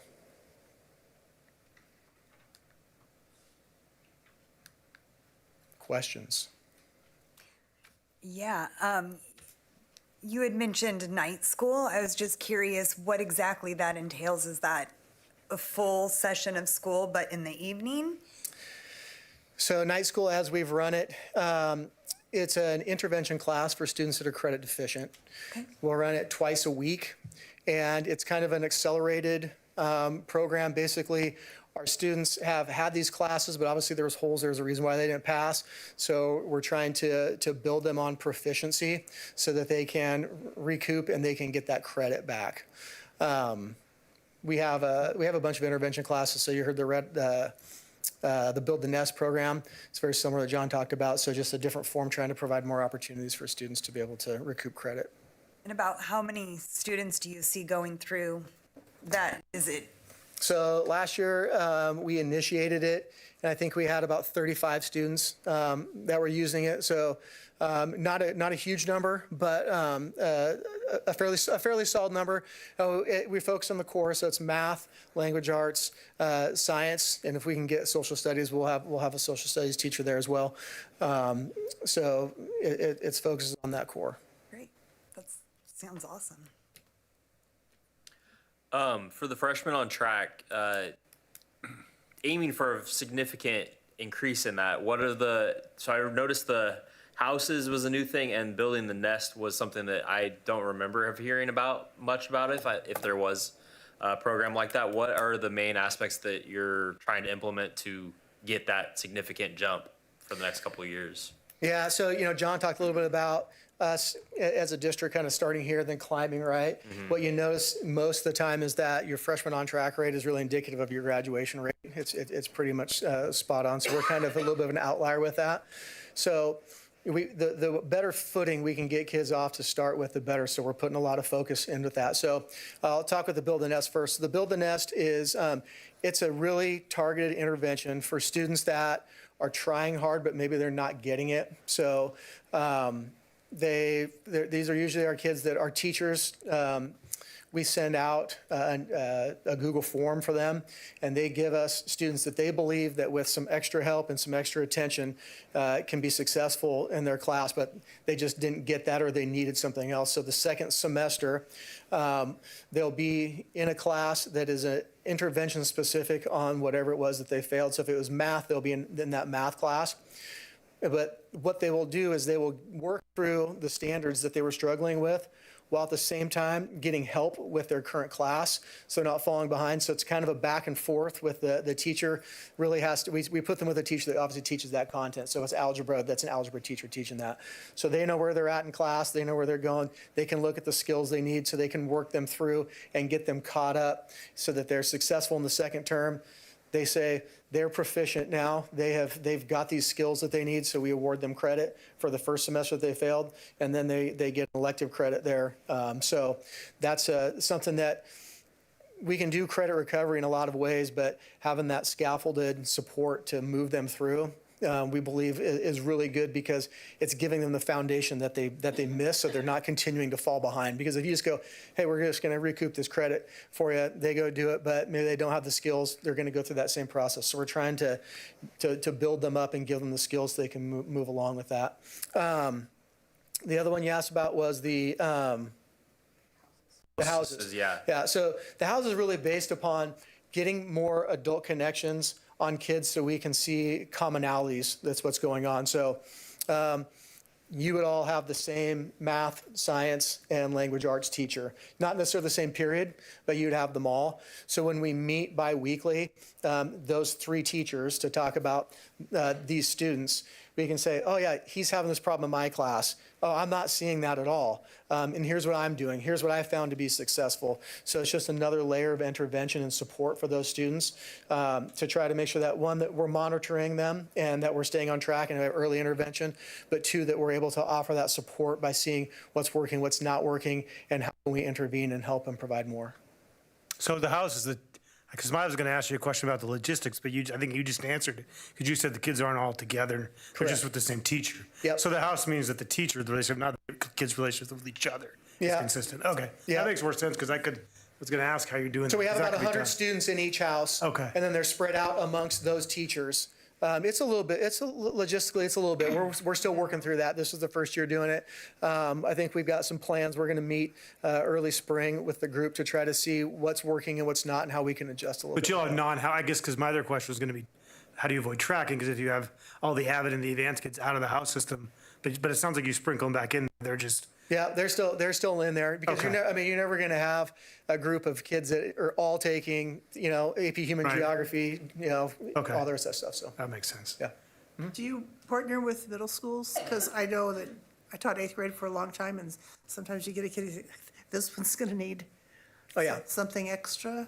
Yeah, we get a bunch of data from the middle schools. Our counselors go down and meet with our feeder schools to talk about students and the interventions that they have in place and things that have worked and things that haven't worked. So yeah, they do that at the end of the school year. So we come into the summer and we have an idea of how we can help support them. That transition is a hard one.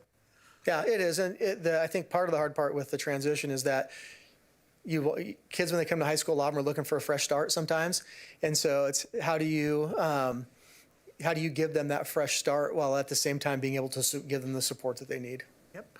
Well, Kalapuya was here last month, and the test scores they showed us sort of implied that most of your incoming freshmen are pretty far behind the 8 ball academically. Has that been the experience, or?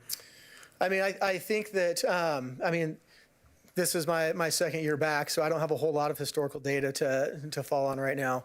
But I would say that our teachers do a really good job of trying to get those kids caught up. Like I said, our focus is meeting them where they're at and then trying to move them along and get them to where we need them to be. So we kind of do whatever we have to get them there. So that's why we have so many of these intervention classes, I think. And if you look at freshman year is difficult. Our behaviors are down, but the majority of our behaviors are freshman behaviors as they're trying to transition to high school and understand the expectations and the different behavioral things. The same thing academically. So, we put a lot of focus into our freshmen and trying to get them off to that strong start so they can move along hopefully smoothly as we go down the road. Okay.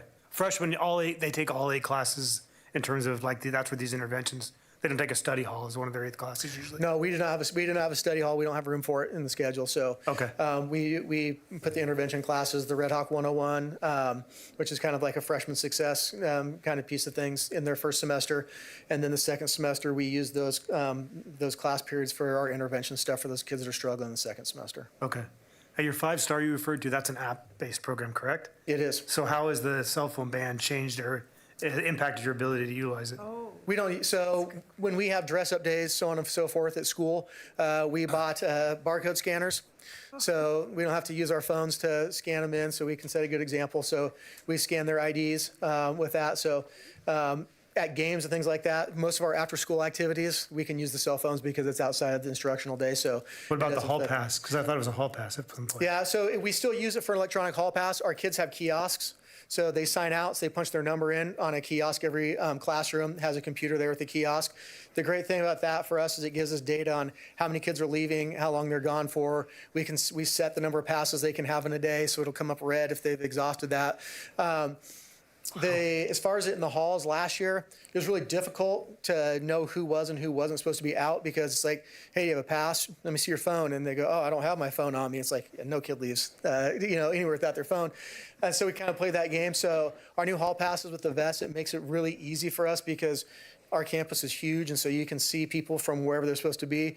So now we don't have to, when we have kids out and about, go, oh, do they have a pass? They have a pass. We can tell if they do or not, and then we can address the ones that don't pretty easily. So it works pretty good with us only using one pass at a time in the classroom. So they tend to come and go pretty quickly because kids know, hey, no one's going until the pass comes back. So they're pretty respectful of each other with doing that. Okay. So all the feedback I've gotten, and I shared back out on the cell phone ban, is that it's working out really well. Kids are more engaged. Would you say that's true? That's been your experience? Yeah, definitely. Our kids, I think it started off as being a little bit of a struggle. They're sitting there and start, I need my phone. But you look at them now, and I think the majority of them actually are enjoying the conversations that they're having.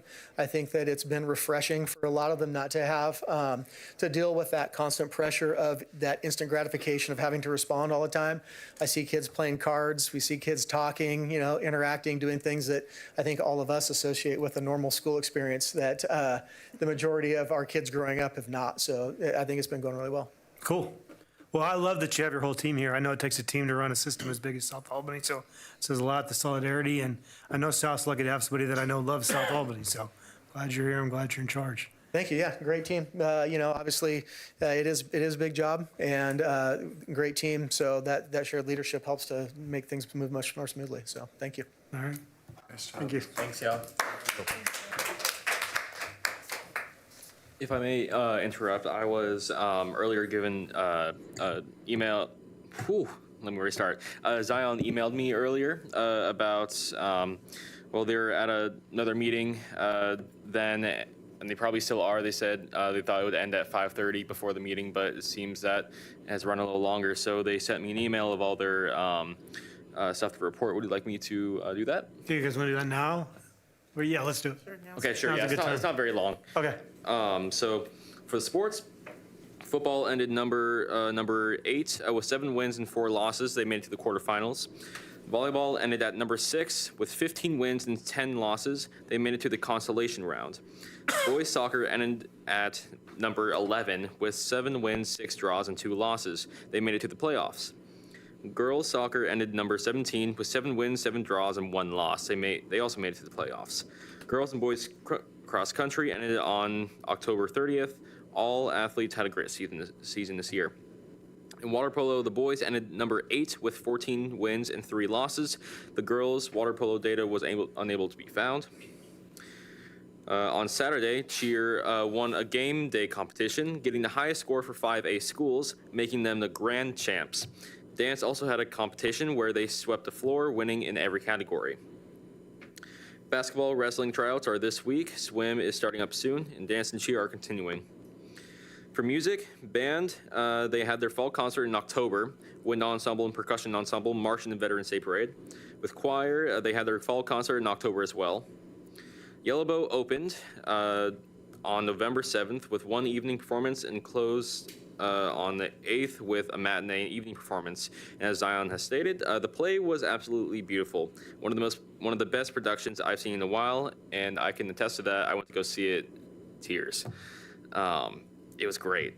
For publications, the yearbook won an award at the University of Oregon's Fall Media Day this November. The food drive, she says, our food drive is at an all-time high this year.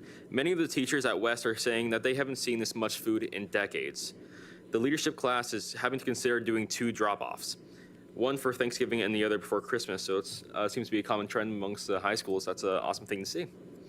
And for the upcoming events, the celebration of dance, November 22nd, happening this weekend, I assume. It is a massive dance competition held at West Albany. It will run all day and will showcase the talent of our West Albany High School steppers. Winter at West, on December 15th, a concert with wind ensemble, both rhythmics, a cappella choir, jazz, percussion ensembles, and ton of solo and ensemble performances. According to Zion, it's really immersive and one of the best concerts of the year.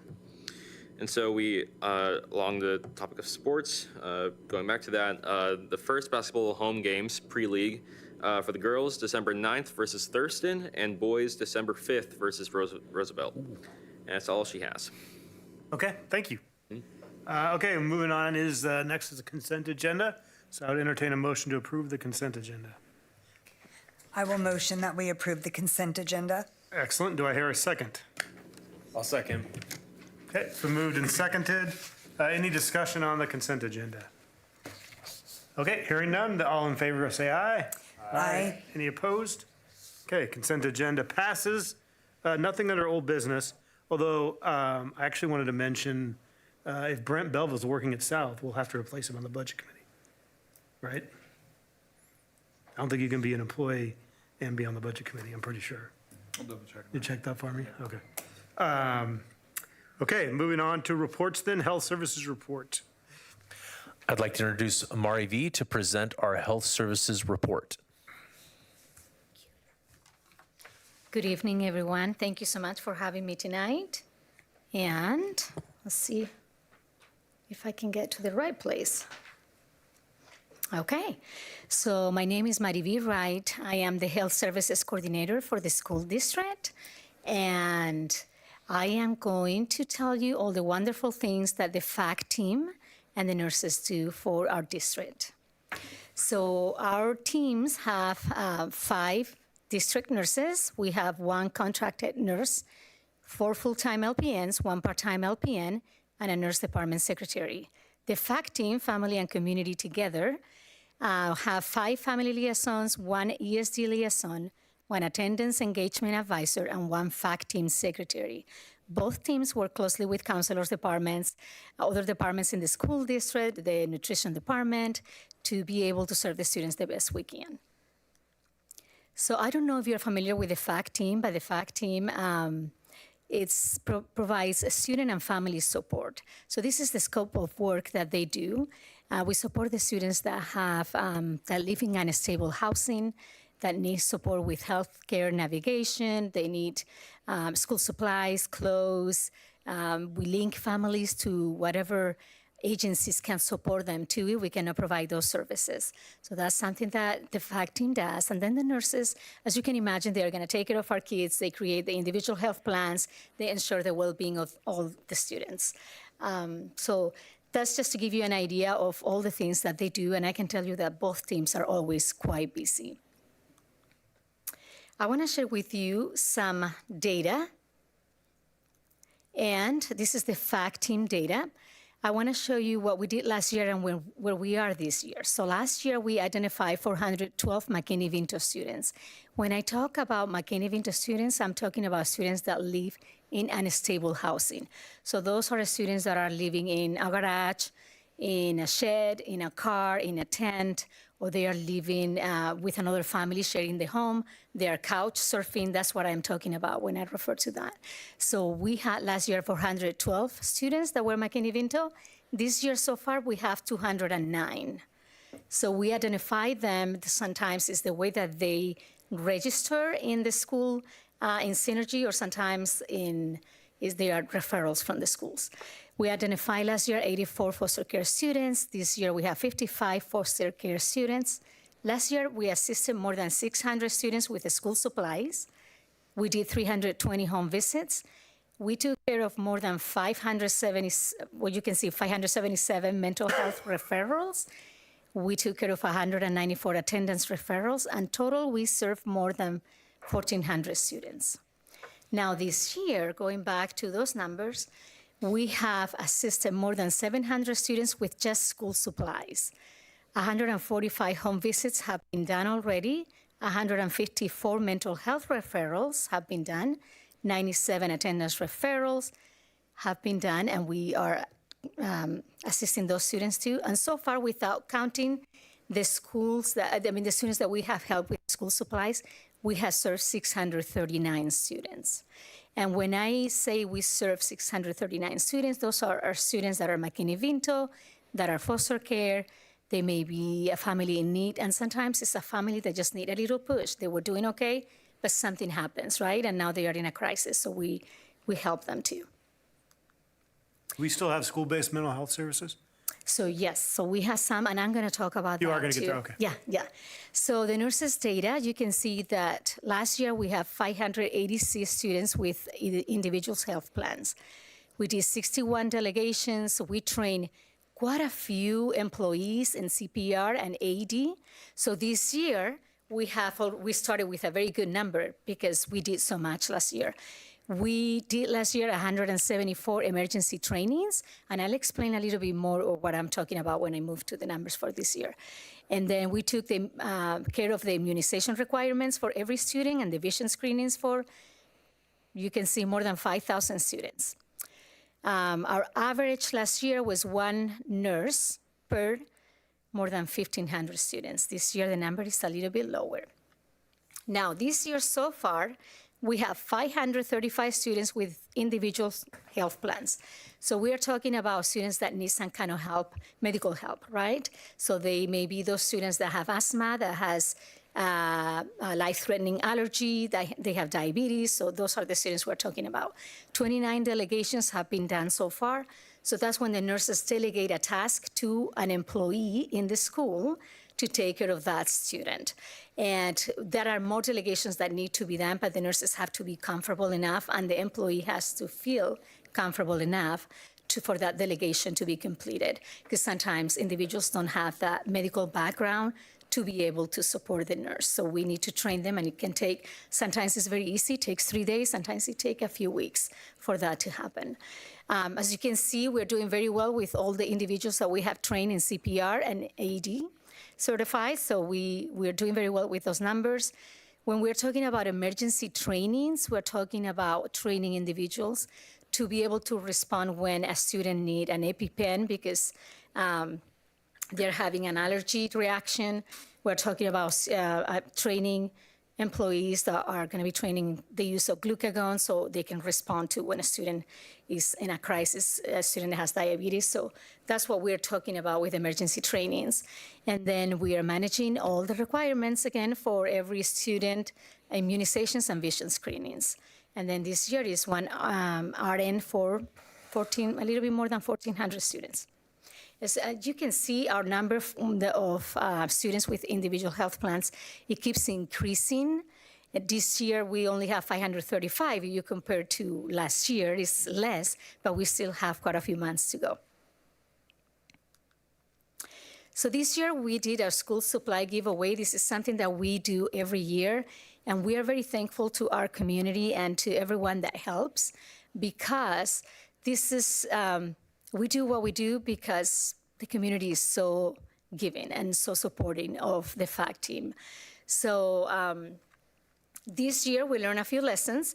The event keeps growing, and we have many requests from community agencies to support the event and to come and participate in the event. So we had to turn a few agencies down because we didn't have a space, it was capacity, but it keeps growing. And this year, we had the immunization van from Linn County Public Health.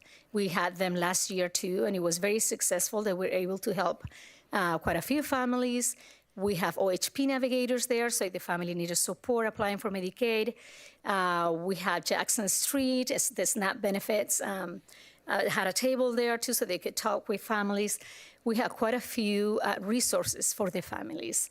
And one of the best things that happened to us this year is that we have Marley's Movers that came and support us to take all the supplies that we had and we had collected thanks to our partners in the community, Costco, Red Canoe. We had, I cannot tell you how many backpacks, school supplies, we couldn't do it by ourselves. So they donated their time for free, and they helped us to move all the things from our office and from Central to the place where we were having the event. So that was, it was really a gift for us. It was an incredible event, and Thank the you. number of community partners and participants was incredible. I believe next year we're going to look to host it at one of the 2 high schools. Yeah. And we're looking to do some outreach with local barbers to do haircuts as well. It's a fantastic event, and it was amazing to see the support from the community. Yes, absolutely. And that's why I say we learn a few lessons this year because it keeps growing. We need a better place, and we're going to need some things in place to be able to sustain what is happening, right? More agencies want to participate. We want to be indoors. So if it's too hot or if it rains, we're covered. So It was there are a few fortunate things. that it was one of the coolest nights of the year to do the event. I don't know about that. But yeah, so we learn a few lessons every year, and that's okay. We have systems in place now to care for our foster care students, our McKinney-Vento students. We are trying to, and again, this is something that we learn a little bit more every year, right? That is always something that we try to track, and then we realize, oh, this could be done better, or we don't need to track this, but we need to track these other things. So identifying who the students are, what they need, documenting, and making sure, I always say that it takes a village. We cannot do it all, right? And it is amazing to see the support that the other agencies can give us too. We have 5 tutoring groups going on for these students. These students have usually a lower rate of graduation. They move every time they move, right? They lose a little bit of academic support, or they fall behind in their classes. So this way, with the tutoring, we identify them and then we make this happen for them so they can have some extra support after school. And is thankful to the foundation too that we can provide some of these services. We have some grants, so a little bit of everything help us to make these things happen. Mental health services, you were asking about that. So we have now an MOU with every mental health provider that comes to the school district. We actually signed a new MOU with a new partner. And when they officially start in a few weeks, we will have clinicians in all of our schools. It still is not enough. So the need is there, and it gets a little bit tricky because sometimes we have waiting lists and we know the kid needed the help yesterday, right? So we're trying the best we can. And actually, I had a meeting last week with another provider that offers, it's more like telehealth, but we are looking into that and see how we can incorporate that too. So we not only have the mental health clinicians that come to our schools, but also the telehealth. And we still refer students to agencies in the community and other providers that are not necessarily coming to our schools. But the goal is to increase these services because the need is there. So I want to give you some updates and overall services. We created and updated the protocols for the nurses to be compliant with ODE, OHA, and MPA. So this is something that we didn't have in place, and now we do. We improved our onboarding process for RNs and LPNs, and also for the FAC team too. We created binders with every step that needs to be taken and everything that needs to be done, so everyone knows what to do and what is expected. We developed a new partnership with ASAP, and they are helping us to have emergency pantries in our schools. And then the families are still referred to FACT, but if we know that a student doesn't have a dinner that night, they can take something home. And they are helping us too with closets, and it's just like an emergency closet. Something happens at the school that is something available for the student, and then the family is referred to FACT. We're working very closely with our business department and LBLESD to have systems in place for Medicaid billing. So we want to expand the billing of Medicaid. The issue is that this is a new process for our state and for many other states. So a lot of things have to fall in place. We have started the process. We apply for a new NPI, for a new number to be able to bill Medicaid, but it's not going as fast as I would like to see. And with the shutdown and all of that, we're like, oh, come on, something else needs to happen. We want to get this going. But we're working really hard for when we finally had the green light, we have all the documentation that is needed in Synergy so we can start moving, right? And that's where the business department plays a role, the LBL with Synergy plays a role, and everyone is working together on that. Something that I'm working on is on a quality assurance tool to strengthen the federal programs that are managed by FACT. So this will be the McKinney-Vento program and the foster care program. I want to have something similar to what we get when we're going to be monitored, so we know that we're consistent and we are compliant all the way. Every month we're doing something that needs to be done, and we are providing the services that are needed. We're going to work on a wellness event on January. I want to partner with the Boys and Girls Club. I already met with them. And what we want to do is more like a wellness event, so we can focus on immunization, so all of our kids can have what they need when the exclusion date comes. So if they don't have their immunizations up to date in that event, they can do it, or we can explain them, this is what you need. You need an exception letter. And so we want to be prepared for February. And then the nurses are working towards 100% electronic documentation processes is the same as FACT. We're trying to move and change. Sometimes it's a little bit difficult, right? So when we go to counselors or we go to other individuals and we say, hey, we want to change these because we want to be away from papers. It's a lot easier to track when we do things through our computers and online. And then we applied recently for 7 grants. The total, if we receive all of them, it will be about $130,000.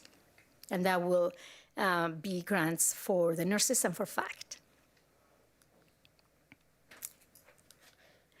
So this is what I say that we cannot do it alone, right? The district is just the district. We have a lot of schools, a lot of students, but the need is so great that we need our partners in the community. And these are some of our partners. If I look into my notes, I know that we have a lot more, and all of them play a role when it comes to serving our students. And it's really a joy to be able to reach out to someone in the community and say, hey, I need this. Do you know more? Can you support me? Do you have any funds? How can we partner together? And that is always a yes, somehow. And then I want to thank our private donors and the families that come and want to adopt a family or want to support or want to donate. And it's thanks to them that we do what we do. And I want to mention very recently, and even parents, very recently we had a parent that is a pediatrician, and the nurses needed a training. And these parents said, I will do it for you guys. So this individual came and trained our nurses to do that. So it really is a joy to see the partnership and the investment that the community has in the district and how they want to help our students. Do you have any questions? Seemed very thorough. Thank you. Doing such wonderful work. Yeah. You know, we have great individuals working in these teams, and they don't think twice to go the extra mile for these families. So it is great to see that. Is Lynn County mental health getting better, easier to work with? Okay, you don't have to answer in public. All right. Yeah. We're working together. Okay, good job. Thank you. All right, Thanks, thank you. Marty. Yeah, you're welcome.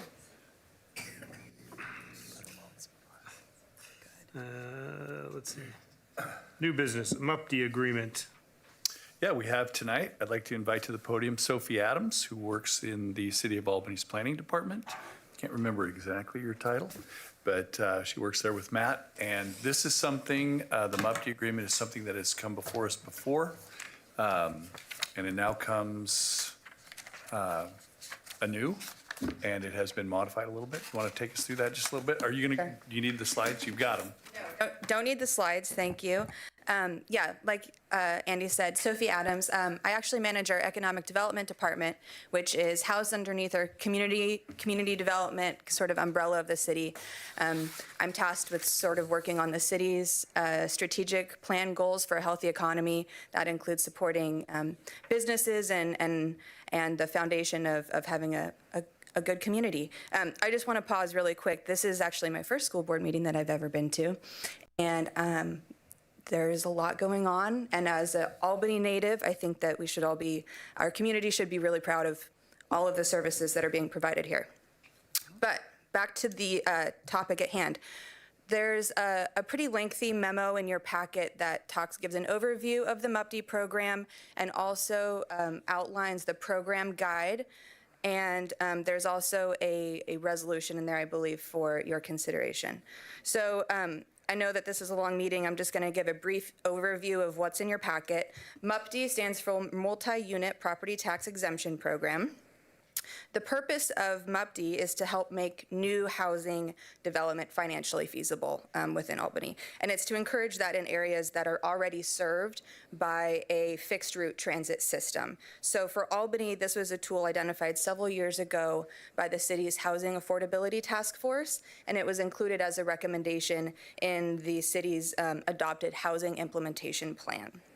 So MUPD, it's a state-authorized program that allows cities to exempt the value of new multi-unit housing construction from property taxes for a period of up to 10 years. And you'll see if you take a look at the program guide that our city council has opted to go for a model that's a 7 to 10 year period. So depending on how many public benefits are associated with the project, the project could qualify for that 7-year exemption or up to 10 years.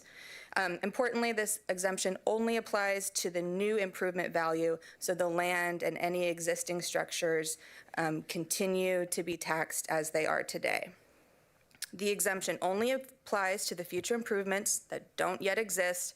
So again, if we're talking about a property that's bringing in zero tax dollars, the taxes off of a zero value property is still zero, so there's nothing there. In order to qualify for MUPD, projects need to be within that small geographic boundary that was included in your packet, within a quarter mile of a fixed transit route service. So again, the kind of theory behind this type of program is that you have housing next to transit options, next to other amenities like stores and offices and that sort of thing, so that you have kind of these communities rather than islands of housing away from transit, okay? The housing projects that to qualify must provide at least 5 new housing units. They need to meet all of the ORS guidelines. They need to be completed within the stated program window that's in your packet. Provide affordable housing units or contribute to an affordable housing fund. So not every project, not every housing builder does true affordable housing type projects. So if that's not their type of project, then they have the ability to pay an in lieu of fee that will go to a fund that will contribute to true affordable housing projects. Again, there's details of that in your packet. And aside from that, they must provide 2 or more additional public benefits beyond that affordability. There's a long list there in your packet too. Things like accessibility beyond regular code requirements, or including public spaces, or an economic catalyst, for example, if they provide some incubator space for a new business, that could be seen as a public benefit. And then kind of most importantly, a project needs to demonstrate financial need for the exemption, and that's via a third-party financial review. So if the project can't demonstrate that it wouldn't happen without this MUPD exemption, does not qualify. So essentially, this takes a piece of property that isn't contributing at all to the tax rolls or to the housing supply or to this neighborhood building goal, and it gets a commitment from a housing producer that says we'll build a project there of multi-unit housing near transit within a set amount of time. So we've been working with stakeholders and staff of the overlapping taxing districts to get input and approval. Lynn Benton Community College Board, Benton County, and the city have all approved. Lynn County meets tomorrow morning, actually, to discuss. And so, as you saw in your packet, there's a resolution we're asking for your support. One last point that's kind of bearing the lead is that unlike the other taxing districts that will have to be patient for a period of time for additional tax revenue from the properties that are approved, the school board is not in the same position. There's no financial impact to the school board's bottom line because your funding comes through a statewide calculation process that is not impacted by MUPD. And I'm happy to answer any questions. Yeah, that's what I was going to ask.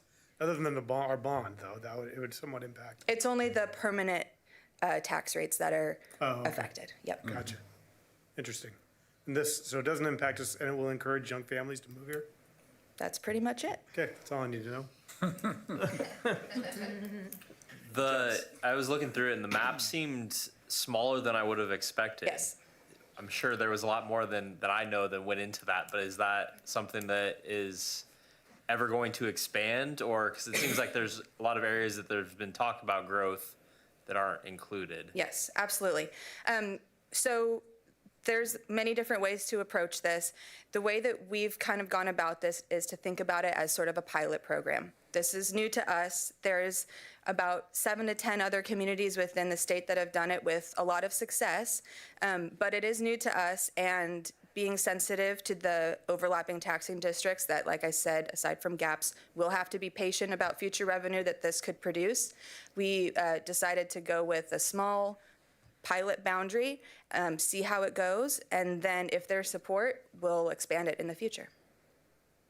Again, through a vote process, presenting.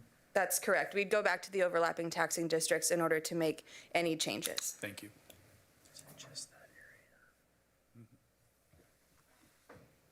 Any other questions? I'm just looking at the map.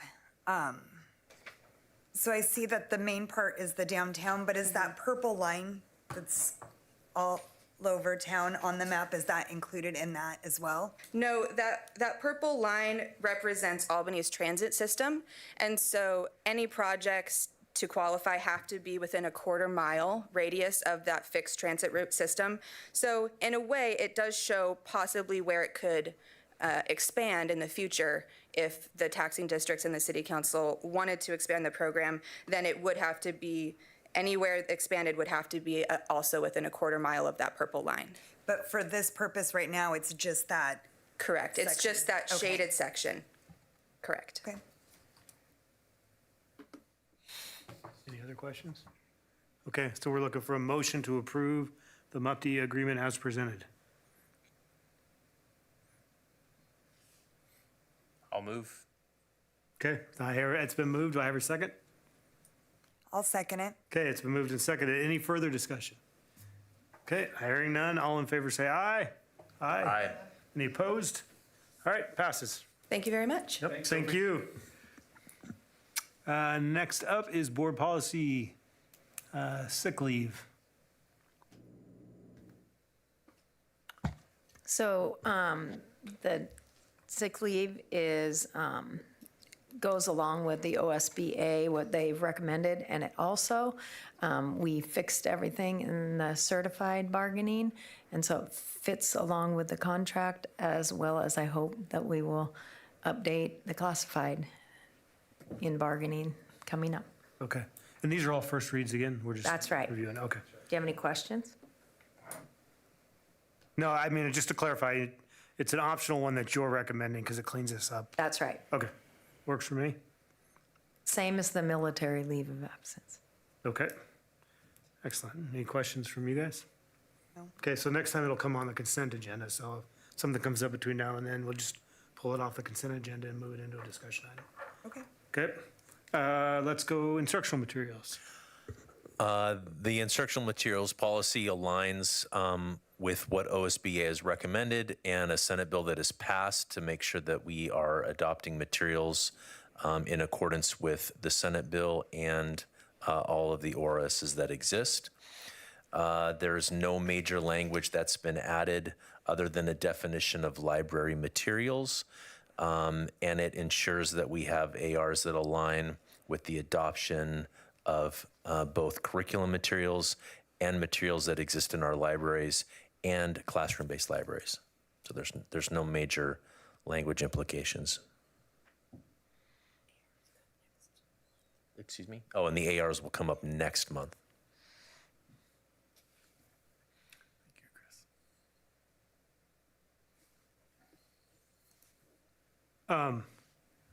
Okay, so the policy says, what, that we can't not approve stuff? So it says.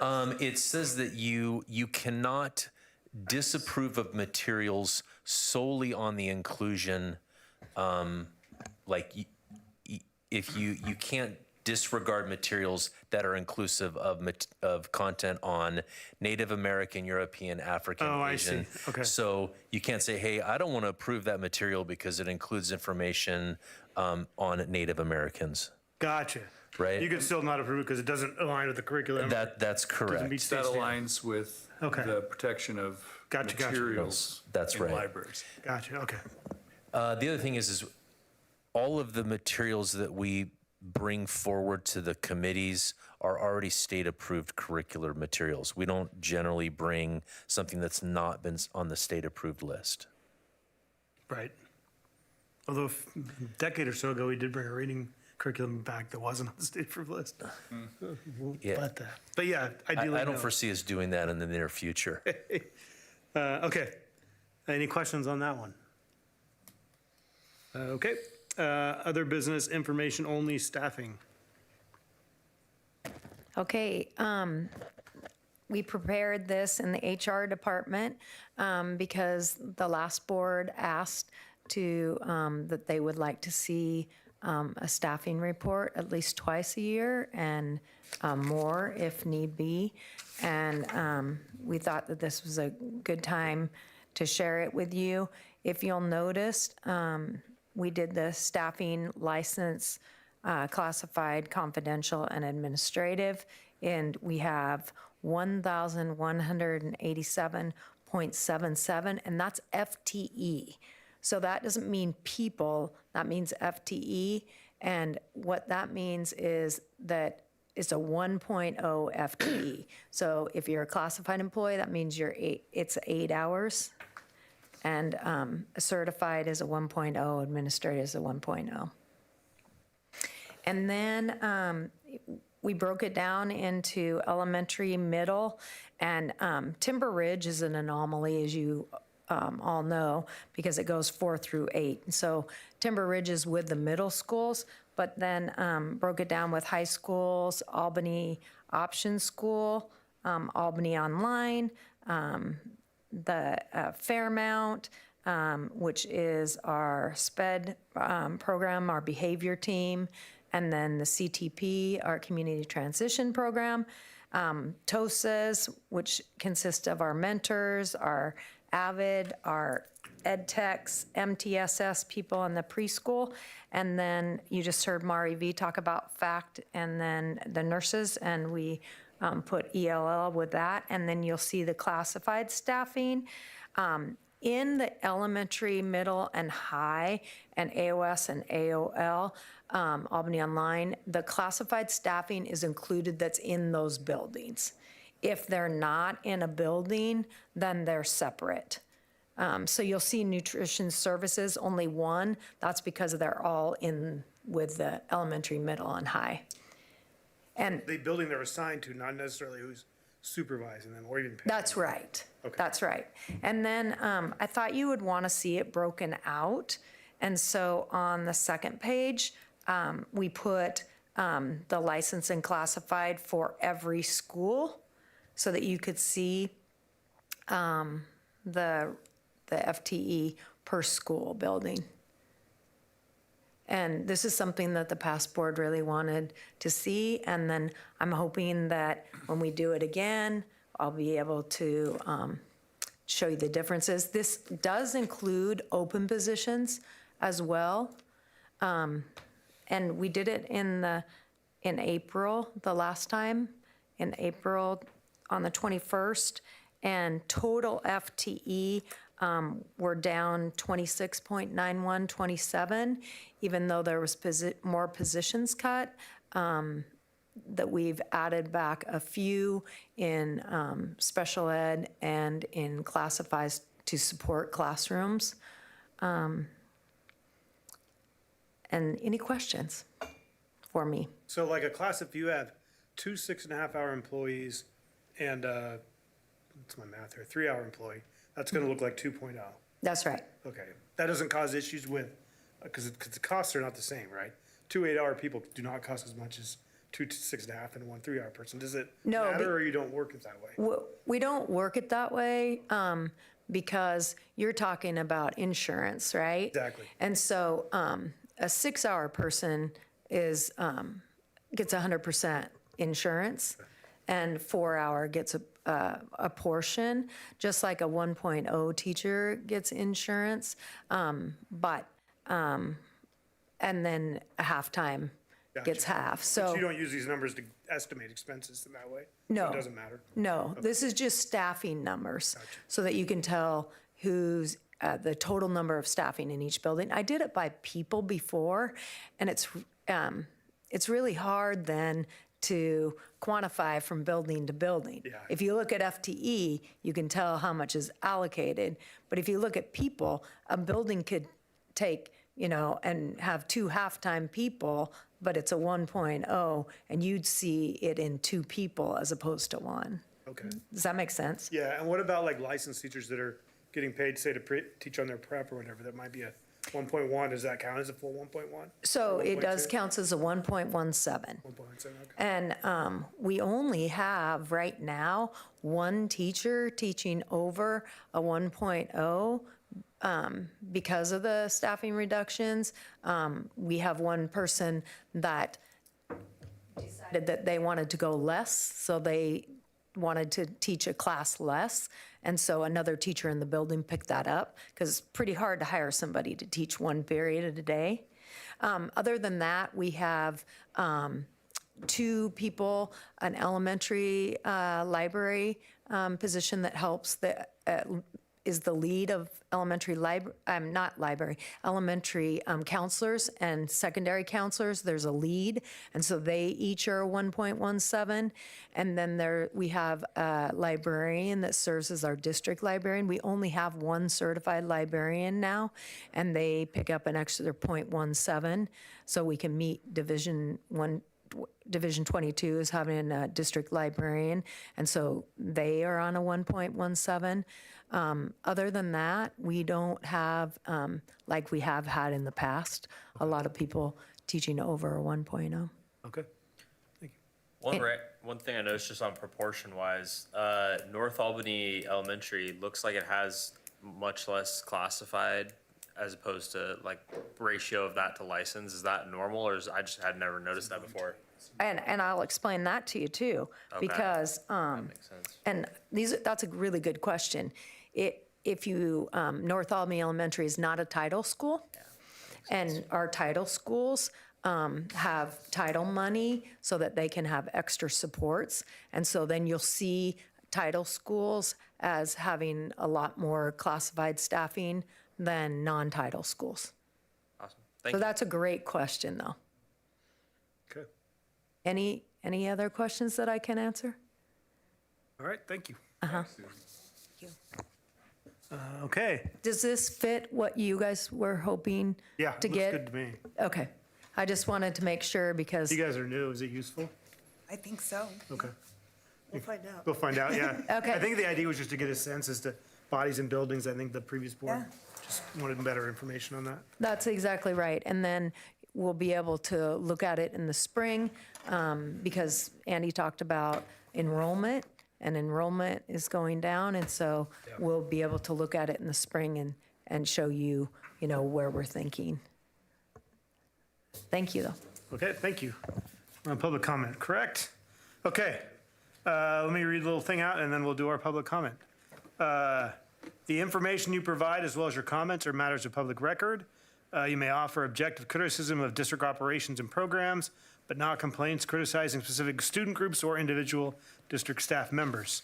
Complaints will be handled as outlined in the steps in policy KL and KLAR. Please treat everybody with respect. The written public comments are read independently by the board prior to the meeting. We didn't have any this meeting. And if you are not able to provide your comment this evening, you can submit it as a written public comment for the next board meeting or email us directly. Information is available on a slide at the conclusion of public comment, or you may pick up a handout at the table. The process is as following: 15 minutes total for public comment. Each commenter will have 3 minutes to provide public comment. We don't have any virtual comments. Direct your comment to the board. Audience should not engage with the commenter. When your name is called, please come to the podium and state the following: your name, if you reside within the district or work for the district, and your affiliation with the district, such as a student, parent, staff member, community member, or community organization. We only have one person signed up, and that is Clyde Rude. You're up. All right, name's Clyde Rude, and it looks like I will be the next Region 10 Board of Director representative for Region 10. Thank you, ladies and gentlemen of the board, for giving me a chance to speak today. It's an honor for me. While I was sitting there, I heard the vote. Thank you for the continued support. And I deviated from my original speech. I figured I would answer some of your questions. There are 23 members of the Board of Directors for the OSBA, 5 of which are officers, 2 of which are the caucus members. We have a few committees, the Governance Committee, which deals with things that need to be addressed immediately and then brought before the whole board. We have a Budget Committee, we have a Policy Committee, so it's pretty much structured like a regular school board meeting. We have a Legislative Policy Committee, which is twice the number, 46 members, because we have the board member and the LPC member all come together in order to make decisions. The OSBA Board of Directors serves in much the same role as this board. We set policies, set and monitor the budget, manage our executive director, which is Emily Nishik, in much the same manner that we address or manage our superintendents.